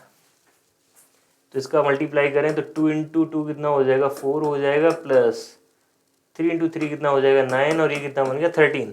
तो देख इंस्टेंटेनियस पावर तो 13 आ गई और एवरेज पावर अपन ने कितनी निकाल के रखी थी 6 वॉट। तो रेशियो देख लो कितना आ जाएगा, किसका रेशियो पूछा गया यहाँ पे, ये ध्यान देना एवरेज टू इंस्टेंटेनियस मतलब 6/13, 6/13 ये ऑप्शन मैच कर गया। बच्चों का क्वेश्चन था, बहुत आसान था, राइट। अगला क्वेश्चन देखते हैं अपन। 400 gram solid cube having an edge of length 10 centimetre, ठीक है, बहुत बढ़िया। फ्लूइड मैकेनिक्स का क्वेश्चन दिया गया, फ्लोट्स इन वाटर, वाटर में क्या कर रहा है, फ्लोट कर रहा है। How much volume of the cube is outside the water, एकदम आसान क्वेश्चन है यार। एक क्यूब है, राइट, वो फ्लोट कर रहा है, अपन को नहीं पता उसका कितना पार्ट अंदर डूबा हुआ है, अपन को नहीं पता। क्या बताना, how much volume of the cube is outside, कितना पार्ट उसका बाहर है और कितना डूबा हुआ है, ये अपन को फाइंड करना है। एकदम आसान सा भाई साहब। नीचे की तरफ क्या आ जाएगा, वेट आ जाएगा। इसका वेट कितना आएगा, मास दिया गया क्यूब का कितना, 400 ग्राम। 400 ग्राम दिया गया, तो ग्राम को अगर अपन केजी में कन्वर्ट करना चाहें तो 0.4 हो जाएगा। और वेट के लिए क्या करेंगे, जी का मल्टीप्लाई कर देंगे, राइट। ये क्या, एक्सेलेरेशन ड्यू टू ग्रेविटी। ऊपर की तरफ क्या आ जाएगा, बॉयंसी फोर्स आ जाएगा। और बॉयंसी फोर्स की अगर अपन बात करें तो वो आ जाता है density of liquid multiplied by volume displaced into में जी, राइट। तो वॉल्यूम डिस्प्लेस्ड कितना है वो अपन को पहले फाइंड कर लेंगे, कितना पोर्शन उसने क्या किया, लिक्विड का डिस्प्लेस किया। ये वाला पोर्शन अगर अपन ने फाइंड कर लिया ना, तो अपन ये बता देंगे कि कितना वॉल्यूम इस लिक्विड के बाहर है, ठीक है। तो अपन बैलेंस कराते हैं, तो rho into volume displaced into g, that will be equal to 0.4 into में जी, ठीक है। अपन क्या करते हैं, जी से जी कैंसिल आउट हो गया, तो वॉल्यूम डिस्प्लेस्ड आ जाएगा यहाँ से कितना, 0.4 डिवाइडेड बाय डेंसिटी। डेंसिटी कितना दिया गया, डेंसिटी देखो भाई साहब, लिक्विड का डेंसिटी कितना, 1000, तो यहाँ पे ये आ गया 1000 का डिवाइड कर दिया। तो ये अपने पास में आंसर किस में आ जाएगा, वॉल्यूम डिस्प्लेस्ड का मीटर क्यूब में आ जाएगा। किस में आ जाएगा, मीटर क्यूब में। इतना वॉल्यूम डिस्प्लेस है। अपन से पूछा गया कितना पानी के बाहर है, तो अगर अपन पानी के बाहर देखें तो देखो टोटल वॉल्यूम कितना है क्यूब का, टोटल वॉल्यूम है कितना, ये 10 सेंटीमीटर साइड दी, तो टोटल वॉल्यूम आ जाएगा 10 सेंटीमीटर का क्यूब, तो वो बन जाएगा कितना, 1000 सेंटीमीटर क्यूब। ये इसका क्या है, टोटल वॉल्यूम, ठीक है। इतना डिस्प्लेस्ड है। इसको भी अपन क्या करते हैं, सेंटीमीटर क्यूब में कन्वर्ट कर लेते हैं। तो सेंटीमीटर क्यूब में कन्वर्ट करने के लिए अपन को पता है 1 मीटर में कितने, 100 सेंटीमीटर, तो 100 का मतलब 10 की पावर 2, उसका क्यूब 10 की पावर 6, ठीक है। तो ये बन जाएगा v, अगर अपन इसको सॉल्व करेंगे तो यहाँ से 10 की पावर 3 रह जाएगा, 10 की पावर 3 का 0.4 में मल्टीप्लाई करते हैं तो वो आ जाएगा तुम्हारा कितना, 400 सेंटीमीटर क्यूब, राइट। ये आ गया। इसका मतलब इतना वॉल्यूम क्या डिस्प्लेस किया उसने, ये वाला वॉल्यूम डिस्प्लेस कितना, 400, और टोटल वॉल्यूम कितना था, 1000। तो माइनस कर दो, 1000 माइनस का 400 कितना आ जाएगा answer, required answer is 1000 minus 400, that will be comes out as 600 centimetre cube. Answer कौन सा मैच कर गया, सेकंड। एकदम आसान क्वेश्चन है यार, ये तो बॉयंसी फोर्स का, ठीक है। ऊपर की तरफ नीचे की तरफ वेट बैलेंस करा दिया, वॉल्यूम डिस्प्लेस निकाल लिया, कितना वॉल्यूम डूबा हुआ है वो पता है, कितना बाहर है वो भी पता है। अगला क्वेश्चन देखते हैं। Okay, the frequency of revolution of the electron in Bohr's atomic varies with N the principal quantum number H, ठीक है। अपन को बताना है कि जो फ्रीक्वेंसी है वो बोर एटॉमिक मॉडल में जब इलेक्ट्रॉन क्या करता है, न्यूक्लियस के अराउंड घूमता है, इलेक्ट्रॉन न्यूक्लियस के अराउंड घूमता है, तो जो इसकी फ्रीक्वेंसी वो बताना है कि एन के ऊपर कैसे डिपेंड करती है, नंबर ऑफ सेल के ऊपर कैसे डिपेंड करती है, राइट। तो अपन को देखो सिंपल सा फॉर्मूला पता होता है। एक तो अपन को रेडियस का पता है कि जो रेडियस होती है वो एन स्क्वायर की क्या होती है, डायरेक्टली प्रोपोर्शनल होती है, ठीक है। ये फॉर्मूला सभी को याद होता है। वेलोसिटी का पता है, वेलोसिटी क्या होती है, 1/n की इन्वर्सली प्रोपोर्शनल होती है, मतलब 1/n की डायरेक्टली प्रोपोर्शनल और n की क्या होती है, इन्वर्सली प्रोपोर्शनल होती है। तो अपन को फाइंड करना है यहाँ पे फ्रीक्वेंसी। तो फ्रीक्वेंसी के लिए अपन क्या कर सकते हैं, टाइम पीरियड निकाल लो। टाइम पीरियड कैसे लिखेंगे, 2πr/v।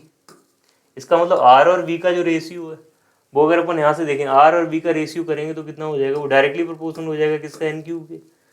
तो टाइम पीरियड तो n क्यूब के क्या आ रहा है, डायरेक्टली प्रोपोर्शनल आ रहा है, अपन को दिख रहा है, ठीक है। और अगर अपन फ्रीक्वेंसी की बात करेंगे तो इन्वर्सली प्रोपोर्शनल हो जाएगा किसके, एन क्यूब। एकदम आसान क्वेश्चन था। तो ये आ गया तुम्हारा 1/n क्यूब। ये क्या हो जाएगा, डायरेक्टली प्रोपोर्शनल और एन क्यूब की इन्वर्सली प्रोपोर्शनल, ठीक है। तो इसको अपन आगे नेक्स्ट क्वेश्चन करते हैं। ओके, ये क्वेश्चन अपन को दिया गया कि असर्शन रीजनिंग का क्वेश्चन है, तो इसको सॉल्व करते हैं अपन। क्या लिखा है, assertion 1 दिया गया, knowing initial position x naught and initial momentum p naught is enough to determine the position and momentum at any time t for a simple harmonic motion with a given angular frequency। इसमें ये बोल रहा है कि अगर तुम्हें किसी SHM का इनिशियल पोजीशन पता है, ठीक है, किसी SHM में किसी ऑब्जेक्ट का इनिशियल पोजीशन पता है और अपन को क्या पता है, मोमेंटम पता है, इनिशियल मोमेंटम पता है, तो क्या अपन किसी टाइम टी पर पोजीशन और मोमेंटम को फाइंड कर सकते हैं। देख, knowing initial position x naught and initial momentum p naught is enough to determine the position and momentum at any time t। Initial position पता है, मोमेंटम पता है और फ्रीक्वेंसी भी पता है, राइट। तो अपन क्या t टाइम के बाद उस SHM का पोजीशन और मोमेंटम बता सकते हैं, ये अपन से पूछा गया। पहला स्टेटमेंट ये, the amplitude and phase can be expressed in terms of x naught and p naught। Amplitude और फेज को क्या करना, रिप्रेजेंट करना इन terms of x naught and p not. तो अपन देखते हैं, इसको सॉल्व करते हैं, राइट। दूसरा पेज अपन ऐड कर लेते हैं, यहाँ पे एक पेज ऐड करते हैं, एक पेज ऐड कर देते हैं, उसके ऊपर अपन समझते हैं क्या सीन दिया गया। पेन का कलर चेंज करते हैं, ये रहा। अपन से बोला गया कि एक SHM है, ठीक है। अब उसका इनिशियल पोजीशन कितना है, x नॉट, वो अपन को नोन है, राइट। इनिशियल मोमेंटम कितना है, p नॉट, वो भी क्या है अपन को नोन है। उसकी फ्रीक्वेंसी भी क्या नोन है। ये पूछा गया कि अपन t टाइम के बाद, आफ्टर टाइम t क्या अपन उसका पोजीशन और मोमेंटम अपन बता सकते हैं, ये अपन से पूछा गया, ठीक है। तो अगर अपन देखें किसी टाइम t पर जो SHM की इक्वेशन आती है वो आती है x equals to a sine omega t plus phi, right. ये आता है किसी टाइम t पर। अच्छा, t टाइम पे अगर डिस्प्लेसमेंट फाइंड करना है उसका या फिर पोजीशन फाइंड करनी है, ठीक है, किसके रिस्पेक्ट में, मीन के रिस्पेक्ट में, तो अपन को पता है एक तो a की रिक्वायरमेंट है, ओमेगा तो अपन को नोन है और फाई की रिक्वायरमेंट है। तो अपन एक चीज़ नोटिस करते हैं कि क्या एम्पलीट्यूड और फाई को अपन x नॉट और p नॉट के टर्म में रिप्रेजेंट कर पाएंगे या फिर नहीं कर पाएंगे। तो वो अपन देखते हैं। देख, क्या बोला गया, t इक्वल्स टू 0, उसकी पोजीशन क्या x नॉट, तो t की वैल्यू यहाँ पे 0 पुट करो तो कितना आ जाएगा, x naught a sine, t की वैल्यू यहाँ पे 0 पुट करें तो कितना आ जाएगा, फाई आ जाएगा, राइट। तो ये आ गया तुम्हारा x naught equals to a sine phi. अगर अपन मोमेंटम की बात करें, t टाइम के बाद मोमेंटम, ये देख t टाइम के बाद पोजीशन रहा, t टाइम के बाद मोमेंटम हो जाएगा p equals to mb। Velocity का फॉर्मूला सभी को पता होता है, क्या होता है बेटा, a omega cos omega t plus phi. तो ये आ गया अपने पास में t टाइम के बाद मोमेंटम, ठीक है। अब t टाइम के बाद जो मोमेंटम है उसको बताने के लिए अपन को एक तो फाई चाहिए, इनिशियल फेज, ठीक है। दूसरा क्या चाहिए, एम्पलीट्यूड चाहिए। एम्पलीट्यूड तुम्हें नोन नहीं है, इनिशियली क्या पता है तुम्हें, x नॉट पता है, p नॉट पता है, ओमेगा पता है, ये तुम्हारे पास में नॉन क्वांटिटीज है। तुम्हें ये बताना कि t टाइम के बाद पोजीशन और मोमेंटम को अपन लिख पाएंगे या फिर फाइंड कर पाएंगे, डिटरमिन कर पाएंगे, वो अपन को बताना है, ठीक है। तो ये यहाँ पे क्या था, x नॉट था। तो अपन चेक करते हैं, मतलब इनिशियल फेज अगर अपन ने निकाल लिया इन terms of x naught and p not तो अपना काम हो जाएगा। तो देखो यहाँ पे t की वैल्यू अगर अपन 0 पुट कर दें तो यहाँ पे आ जाएगा p नॉट और वो इनिशियल है, t इक्वल्स टू 0 पे मोमेंटम कितना है, p नॉट। तो ये आ जाएगा m ओमेगा कॉस फाई आ जाएगा, ठीक है। ये अपने पास में नॉन, ये नॉन, क्या इससे अपन x और p को फाइंड कर पाएंगे। x और p फाइंड करने के लिए क्या चाहिए अपन को, फाई चाहिए और a चाहिए, फाई चाहिए और a चाहिए। या फाई और a की value upon in terms of x not, p not and omega find कर पाएंगे, वो अपन देखते हैं। तो एक तो इक्वेशन ये आगे निकल गई, एक इक्वेशन अपने पास में ये आ गई, ठीक है। तो इसको अपन देखते हैं, ध्यान से समझना, आसान है मामला। तो देख, यहाँ से साइन फाई की वैल्यू कितनी आ जाएगी निकल के, अगर अपन देखना चाहें तो आ जाएगा x नॉट डिवाइडेड बाई, और यहाँ से कॉस फाई की अगर अपन वैल्यू देखना चाहें तो आ जाएगा p naught divided by M A omega, ये आ जाएगा। अपन को क्या करना, फाई की वैल्यू निकालनी इन terms of P not x naught and omega. तो अपन क्या करते हैं, इन दोनों को अगर अपन डिवाइड कर दें तो क्या मिलेगा, 10 फाई, इसमें इसका डिवाइड कर रहा, तो ये आ जाएगा तुम्हारा एक्स नॉट बाई, इसका डिवाइड किया तो यहाँ पे आ जाएगा पी नॉट, ऊपर चला जाएगा एम ए ओमेगा। ठीक है, ए से ए क्या हो जाएगा, कैंसिल आउट हो जाएगा, और ये मिल जाएगा तुम्हें कितना, X naught M omega divided by P naught. ठीक है, तो देखो अपन ने क्या किया, जो फाई की value in terms of x naught and x naught omega and p naught अपन ने फाइंड कर ली। देख पी नॉट फाइंड कर ली, इसका मतलब अपन फाई की वैल्यू लिख सकते हैं इनकी टर्म में, इनिशियल डेटा गिवन है तो फाई को उसके टर्म में रिप्रेजेंट किया जा सकता है। उसके बाद की बात करें, क्या अपन एम्पलीट्यूड की वैल्यू भी फाइंड कर सकते हैं। देख अगर अपन को टेन फाई मिल गया, क्या मिल गया, टेन फाई मिल गया, और अगर अपन साइन फाई की वैल्यू निकालें तो एम्पलीट्यूड की वैल्यू भी आ जाएगी यहाँ पे। टेन फाई मिला तो साइन फाई फाइंड किया जा सकता है, साइन फाई फाइंड किया जा सकता है इन terms of P not and x not और ओमेगा। अगर तुमने साइन फाई फाइंड कर लिया इनके टर्म्स में, ठीक है, तो अपन को क्या मिल जाएगा, एम्पलीट्यूड भी मिल जाएगा। तो यहाँ से क्या कंक्लूजन निकल के आता है, अगर अपन को इनिशियल पोजीशन और मोमेंटम दिया गया किसी गिवन एंगुलर फ्रीक्वेंसी के लिए, ओमेगा के लिए, तो अपन फाई की वैल्यू को एक्स नॉट और पी नॉट की टर्म में फाइंड कर सकते हैं। दूसरा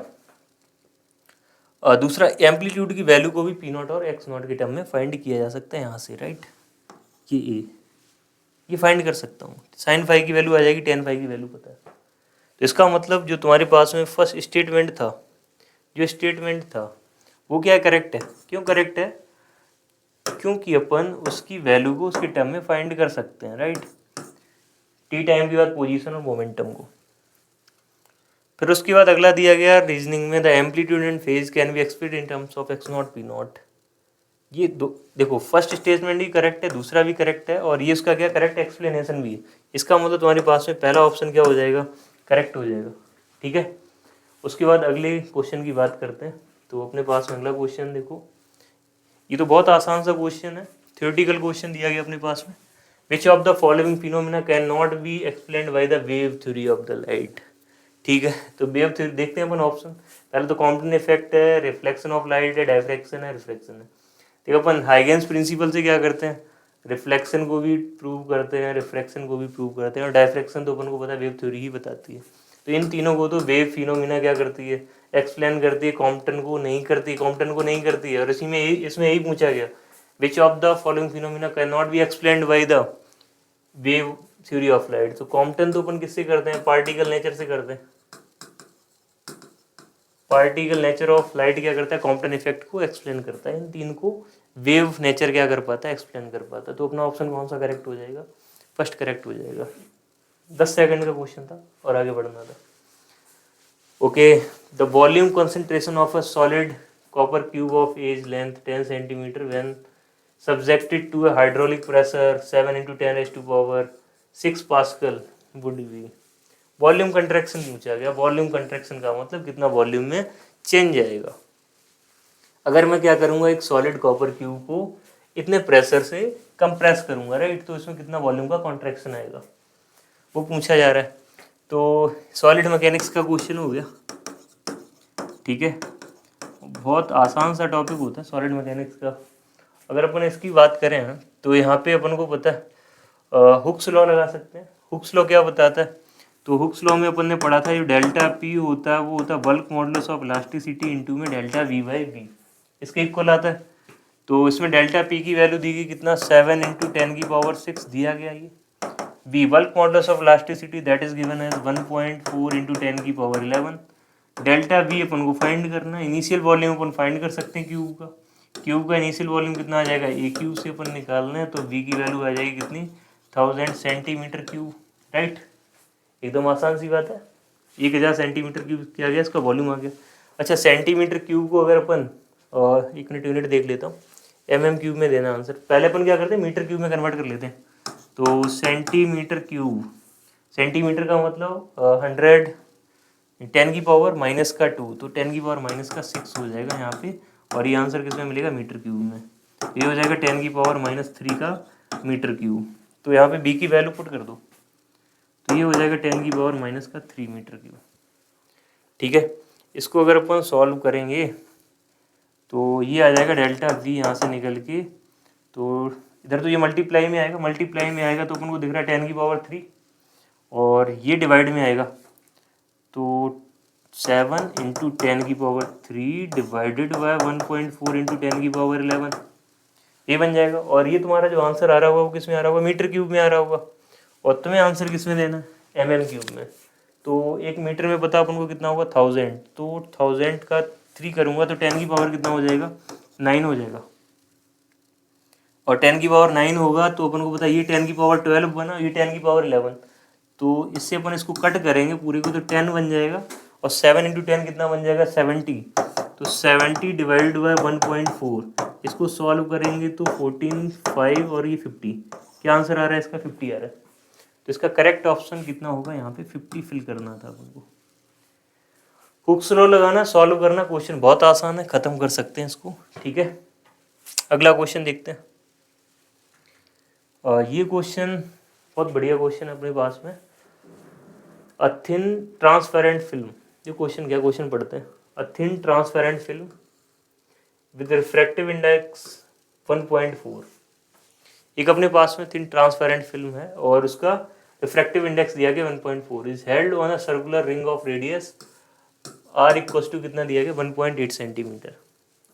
the fluid in the film evaporates such that the transmission through the film at wavelength 560 nanometre goes to a minimum every 12 second. इसका मीनिंग समझो क्या लिखा। एक अपने पास में क्या थिन फिल्म है, राइट, क्या एक थिन फिल्म है, उसकी कुछ थिकनेस है, ठीक है। इसका रिफ्रैक्टिव इंडेक्स कितना दिया गया तुम्हें 1.4 दिया, और इसका रेडियस कितना दिया गया, ये रेडियस r दिया गया तुम्हें कितना 1.8 centimetre. The fluid in the film evaporates such that the transmission through the film at wavelength 560 nanometre goes to a minimum every 12 second. अब देखिए इससे क्या होता है, ये थिन फिल्म से इंटरफेरेंस का क्वेश्चन है, तो interference from the thin film अगर पढ़ा हुआ तो कर पाओगे, नहीं तो नहीं कर पाओगे सॉल्व। ठीक है, इसकी थिकनेस कितनी मान ली मैंने, टी मान ली। इसका बेसिक कॉन्सेप्ट यहाँ पे एक्सप्लेन करता हूँ मैं। अगर मान लो कोई एक थिन फिल्म है, उसकी थिकनेस कितनी है, टी है, तो यहाँ से लाइट रे इसके ऊपर इंसिडेंट होती है, तो यहाँ से पार्सली क्या होता है रिफ्लेक्शन होता है, और क्या होता है रिफ्रैक्शन हुआ है यहाँ से, ये राइट रिफ्रैक्ट हो गई। इस वाली इंटरफेस पे जब अपन पहुँचते हैं तो यहाँ से भी क्या होता है रिफ्लेक्शन होता है, रिफ्लेक्ट होने का एक लाइट तो इधर चली जाती है और एक रिफ्रैक्ट होने के बाद लाइट इधर की तरफ आ जाती है, राइट। तो ये तो रिफ्रैक्टेड लाइट है। इस वाली सरफेस पे जाते हैं तो यहाँ पे भी दो फिनोमिना अक्कर होती हैं, और एक तो इधर बाहर निकल जाती है और एक अंदर की तरफ आती है, यहाँ पे टकराती, फिर उसके बाद क्या होती है रिफ्लेक्ट होती है और रिफ्रैक्ट होती है। तो यहाँ पे देख क्या बोला गया ट्रांसमिशन के बाद, ये तो तुम्हारी थिन फिल्म थी, तो यहाँ से ये दो लाइट रेज क्या होती हैं ट्रांसमिट होती है, एक ये वाली, इन दोनों का इंटरफेरेंस हो जाए, इन दोनों का इंटरफेरेंस होने के बाद क्या बनता है मिनिमम बनता है, राइट, ये बोला गया। क्लियर है। कितना वेवलेंथ अपन यूज कर रहे हैं 560। अपन को पता देख, अगर अपन इस वाली वेव को नोटिस करें और इस वाली वेव को नोटिस करें तो ये वाला जो अपन को दिख रहा है, ठीक है, इसकी वजह से क्या आया हुआ पाथ डिफरेंस आया हुआ। एक तो वेव ये हो गई और इसने क्या किया एक्स्ट्रा पाथ ट्रेवल किया, उसकी वजह से क्या आया पाथ डिफरेंस आया, और इन दोनों का क्या हुआ इंटरफेरेंस हुआ। तो इंटरफेरेंस के बाद क्या बन रहा है मिनिमम बन रहा है। तो पार्ट डिफरेंस कितना आता है टी थिकनेस में, वो अपन को पता है म्यू टी आता है, और इसका म्यू टी कितना हो जाता है 2 म्यू टी। तो 2 म्यू टी वो किसके बराबर होना चाहिए, मिनिमम बन रहा है। मिनिमम बनने के लिए तुम्हें पता है पार्ट डिफरेंस कितना होना चाहिए तुम्हारा 2n-1 इंटू λ/2 के इक्वल आना चाहिए, ठीक है। अब वो ये बोल रहा है कि ये वाली जो तुम्हारी थिन फिल्म है वो क्या हो रही है धीरे धीरे इवोपरेट हो रही है, इसकी थिकनेस क्या हो रही है टाइम के साथ में कम हो रही है, ठीक है। तो अब अगर अपन यहाँ पे नोटिस करें, अगर थिकनेस टाइम के साथ में कम हो रही है, राइट, वेवलेंथ तो फिक्स है, जिस लाइट वेव का इंटरफेरेंस हो रहा है उसकी वेवलेंथ क्या फिक्स है, और वो क्वेश्चन में दे के रखा कितना 560 mm। क्लियर। तो अगर मैंने क्या किया टी की वैल्यू को कम किया, थिकनेस कम किया, तो तुम्हें पता है कि म्यू तो फिक्स हो गया, लैम्डा भी फिक्स है, इसका मतलब एन को क्या होना पड़ेगा कम होना पड़ेगा। एन कम करने का मतलब जिस ऑर्डर का, ध्यान से सुने, जिस ऑर्डर का वहाँ पे मिनिमा बन रहा होगा उस ऑर्डर में क्या होगी कमी आएगी। मतलब अगर मान लो वो मान लो एन की वैल्यू कितनी है 1 है, एन की वैल्यू अगर मैंने 1 ले ली राइट। तो यहाँ से अपन को दिखेगा कि 2 - 1 कितना बन जाएगा तुम्हारा 1 λ/2। इसका मतलब पार्ट डिफरेंस कितने का रहा होगा, λ/2 का रहा होगा। तो ये तो पॉसिबल नहीं हुआ, एक कम करने के बाद भी क्या बने वहाँ पे मिनिमम बने। इसका मतलब इनिशियली मान लो 3 λ/2 का अगर पार्ट डिफरेंस हो, n की वैल्यू में क्या पुट करता हूँ 2 पुट करता हूँ, तो यहाँ पे कितना बन जाएगा 3 λ/2। अब ऑर्डर को क्या करना है, कम करना है, तो ऑर्डर को कम करना है। इसका मतलब पहले अगर सेकंड ऑर्डर का वहाँ पे मिनिमम बन रहा था, अब अपन को क्या मिलेगा, फर्स्ट ऑर्डर का मिनिमम बनेगा, क्योंकि थिकनेस क्या होगी, कम हो गई। ठीक है, तो अपन को पता अगर एक λ/2 पे है, एक 3 λ/2 पे, तो उनके बीच का जो डिफरेंस आता है वो कितने का आएगा, लैम्डा का आएगा। तो अपन को यहाँ से समझ में आ गई एक चीज़ कि जो 2 μt है, ध्यान से सुने, बढ़िया क्वेश्चन है, यहाँ पे एक्सप्लेन करता हूँ अच्छे से। एक मिनट, एक पेज और ऐड कर लिया, राइट। अब देखो यहाँ पे अपन को आ गया था कि 2 μt की जो वैल्यू है, 2 μt की वैल्यू वो लिखी थी अपन ने 2n - 1 इंटू में λ/2। ठीक है, अगर मान लो वहाँ पे nth ऑर्डर का मिनिमा फॉर्म हो रहा था, तो जो थिकनेस कम होने के बाद n - 1 ऑर्डर का ही मिनिमा बनेगा। ठीक है, तो अपन क्या करते हैं, 2 μt1 - t2, मतलब उनका जो डिफरेंस होगा, थिकनेसेस का क्या होगा, जो डिफरेंस होगा उसकी वैल्यू कितनी आ जाएगी, लैम्डा के बराबर आ जाएगी।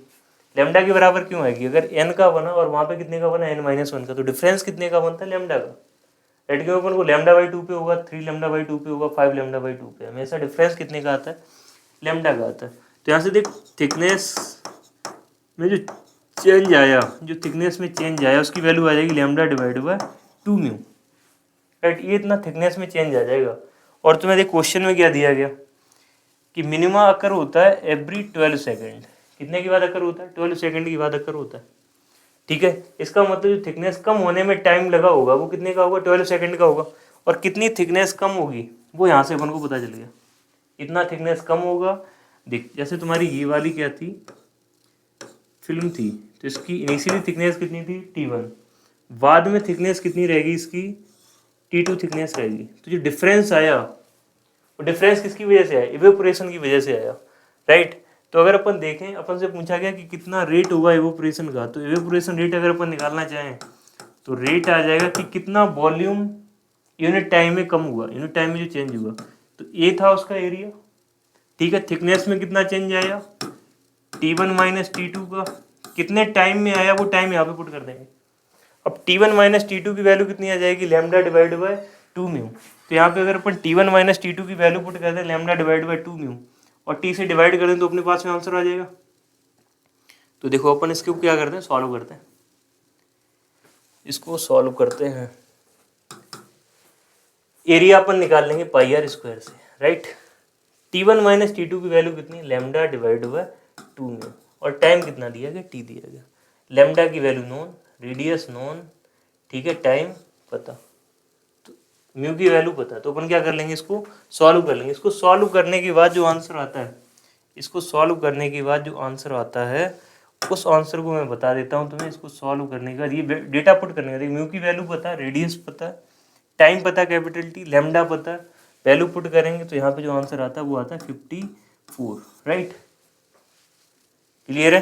तो थिन फिल्म इंटरफेरेंस अगर पढ़ा हुआ तभी कर पाओगे, अदरवाइज नहीं कर पाओगे। अपन देख पा रहे हैं कि ऑप्टिक्स का वेटेज, पहले तो अपन ने क्या देखा था, रे ऑप्टिक्स के 2 क्वेश्चन देख लिए थे और एक यहाँ पे वेव ऑप्टिक्स का मिल गया, अच्छा खासा वेटेज आ रहा है।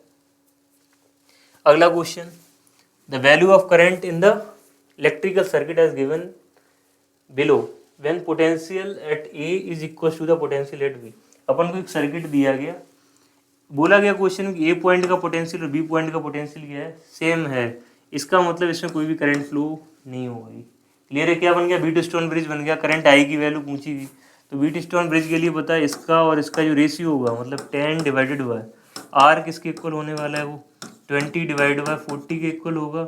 और इसको सॉल्व करेंगे तो 1/2 आ जाएगा और आर की वैल्यू कितनी बन जाएगी बेटा, 20 ओम बन जाएगी। ठीक है, तो आर की वैल्यू जैसे ही 20 ओम आई, फिर करंट फाइंड करने में क्या रह गया, 10 और 20 तो क्या हो गए, सीरीज में हो गई, ये तो कट हो गया। और 20 और 40 क्या हो गए, सीरीज में हो गए। तो 10 और 20 का सीरीज कितना बन जाएगा बेटा, 30, और 20 और 40 का सीरीज कितना बन जाएगा, 60। फिर ये दोनों आपस में क्या हो गए, पैरेलल में हो गई। तो आर इक्विवेलेंट की वैल्यू कितनी आ जाएगी, 30 और 60 का पैरेलल, 30 × 60 डिवाइड बाय 30 प्लस 60। इसको सॉल्व करेंगे तो अपन को पता है ये तुम्हारा कितना हो जाएगा 1800 डिवाइडेड बाय ये 90 बन जाएगा, तो 0 से 0 चला गया और ये कितना आ गया तुम्हारा 20 आ गया निकल गया। तो आर इक्विवेलेंट कितना आ गया 20 ओम आ गया। करंट की वैल्यू फाइंड करनी तो आई इक्वल्स टू क्या लगाना है V बाई आर लगाना है सिंपल।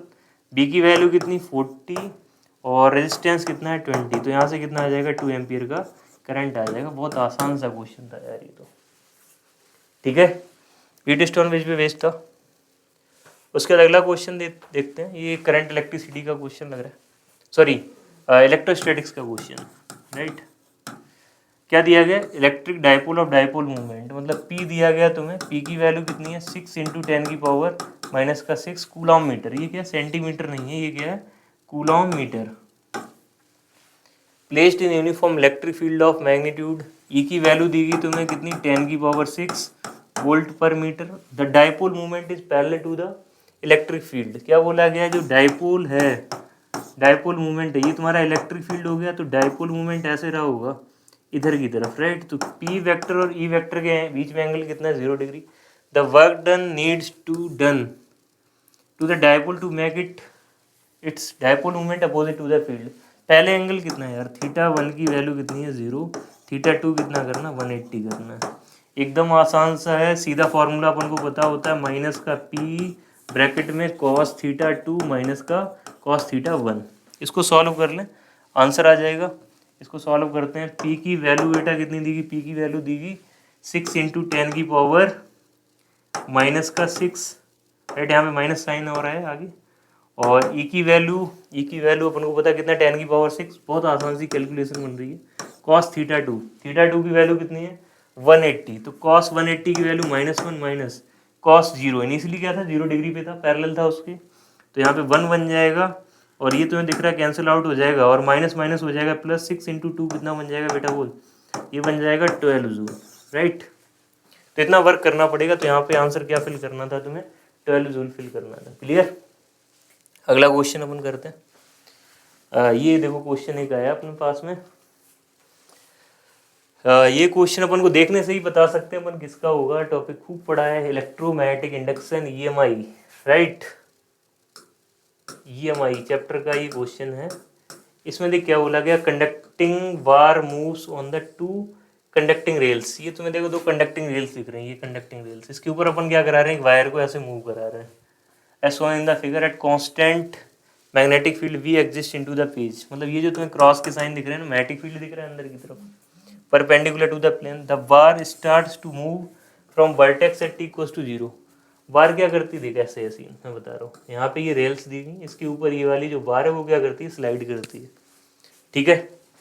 और मैग्नेटिक फील्ड की तरह अंदर की तरफ यहाँ से वायर स्लाइड, मतलब ये वाली जो बार दिख रही है ना, वो यहाँ से स्लाइड करना स्टार्ट करती है t = 0 पे with a constant velocity. v से जा रही है वो कांस्टेंट वेलोसिटी से। If the induced EMF is E directly proportional to t⁻n, तो अपन को n की वैल्यू फाइंड करनी। इंड्यूस्ड ईएमएफ के बारे में, इंड्यूस्ड ईएमएफ अपन को पता है, सिंपल सा फॉर्मूला होता है इंड्यूस्ड ईएमएफ का बेटा बोल, वो होता है तुम्हारा d∅dt। कितना फ्लक्स में चेंज आ रहा है, तो अपन करते हैं यहाँ पे देख कितना फ्लक्स में चेंज आ रहा है। और तो फ्लक्स में चेंज मतलब पहले अपन को क्या करना पड़ेगा, फाई लिखना पड़ेगा। तो फाई आता है तुम्हारा v × a के बराबर, ठीक है। तो b दिया गया यहाँ पे। एरिया की अगर अपन बात करें तो अपन क्या करते हैं, किसी पार्टिकुलर पोजीशन के लिए क्या करते हैं, एरिया लिखते हैं। ये वाला एंगल मैंने कितना मान लिया, थीटा मान लिया। तो अगर ये तुम्हारा x है तो ये वाला कितना रहा होगा, x sin थीटा, और ये कितना रहा होगा, x sin थीटा। तो कितना हो जाएगा 2x sin थीटा। ये वाली लेंथ बन जाएगी कितने की बेटा, 2x sin थीटा की। और ये बेस कितने का है, x का। तो एरिया आ जाएगा half into base, base is x, और हाइट कितनी है 2x sin थीटा। तो ये तुम्हारा क्या बन गया, फ्लक्स बन गया फाई, राइट। अपन को क्या फाइंड करना है, d∅dt फाइंड करना है। तो देख d∅dt कैसे फाइंड करते हैं, तो d∅dt यहाँ से आ जाएगा, ये तो कांस्टेंट, जो कांस्टेंट को बाहर ले लो, तो ये हो जाएगा तुम्हारा v, 2 से 2 क्या हो गया, कट हो गया, v sin थीटा, और यहाँ पे क्या बन गया x² फाई। अब d∅dt की अगर अपन बात करें तो b sin थीटा तो कांस्टेंट है, थीटा में कोई भी चेंज नहीं आ रहा है यहाँ पे। इसका आ जाएगा 2x, इंटू में बन जाएगा dx/dt, ये डिफ्रेंशिएशन वाला। अपन को पता है dx बाई dt को क्या बोलते हैं, वेलोसिटी बोलते हैं। और ये जो x आया, x क्या डिस्टेंस है, और डिस्टेंस अपन को पता है t टाइम के बाद कितनी हो जाएगी, v इंटू टी, क्योंकि v स्पीड से चल रहा है।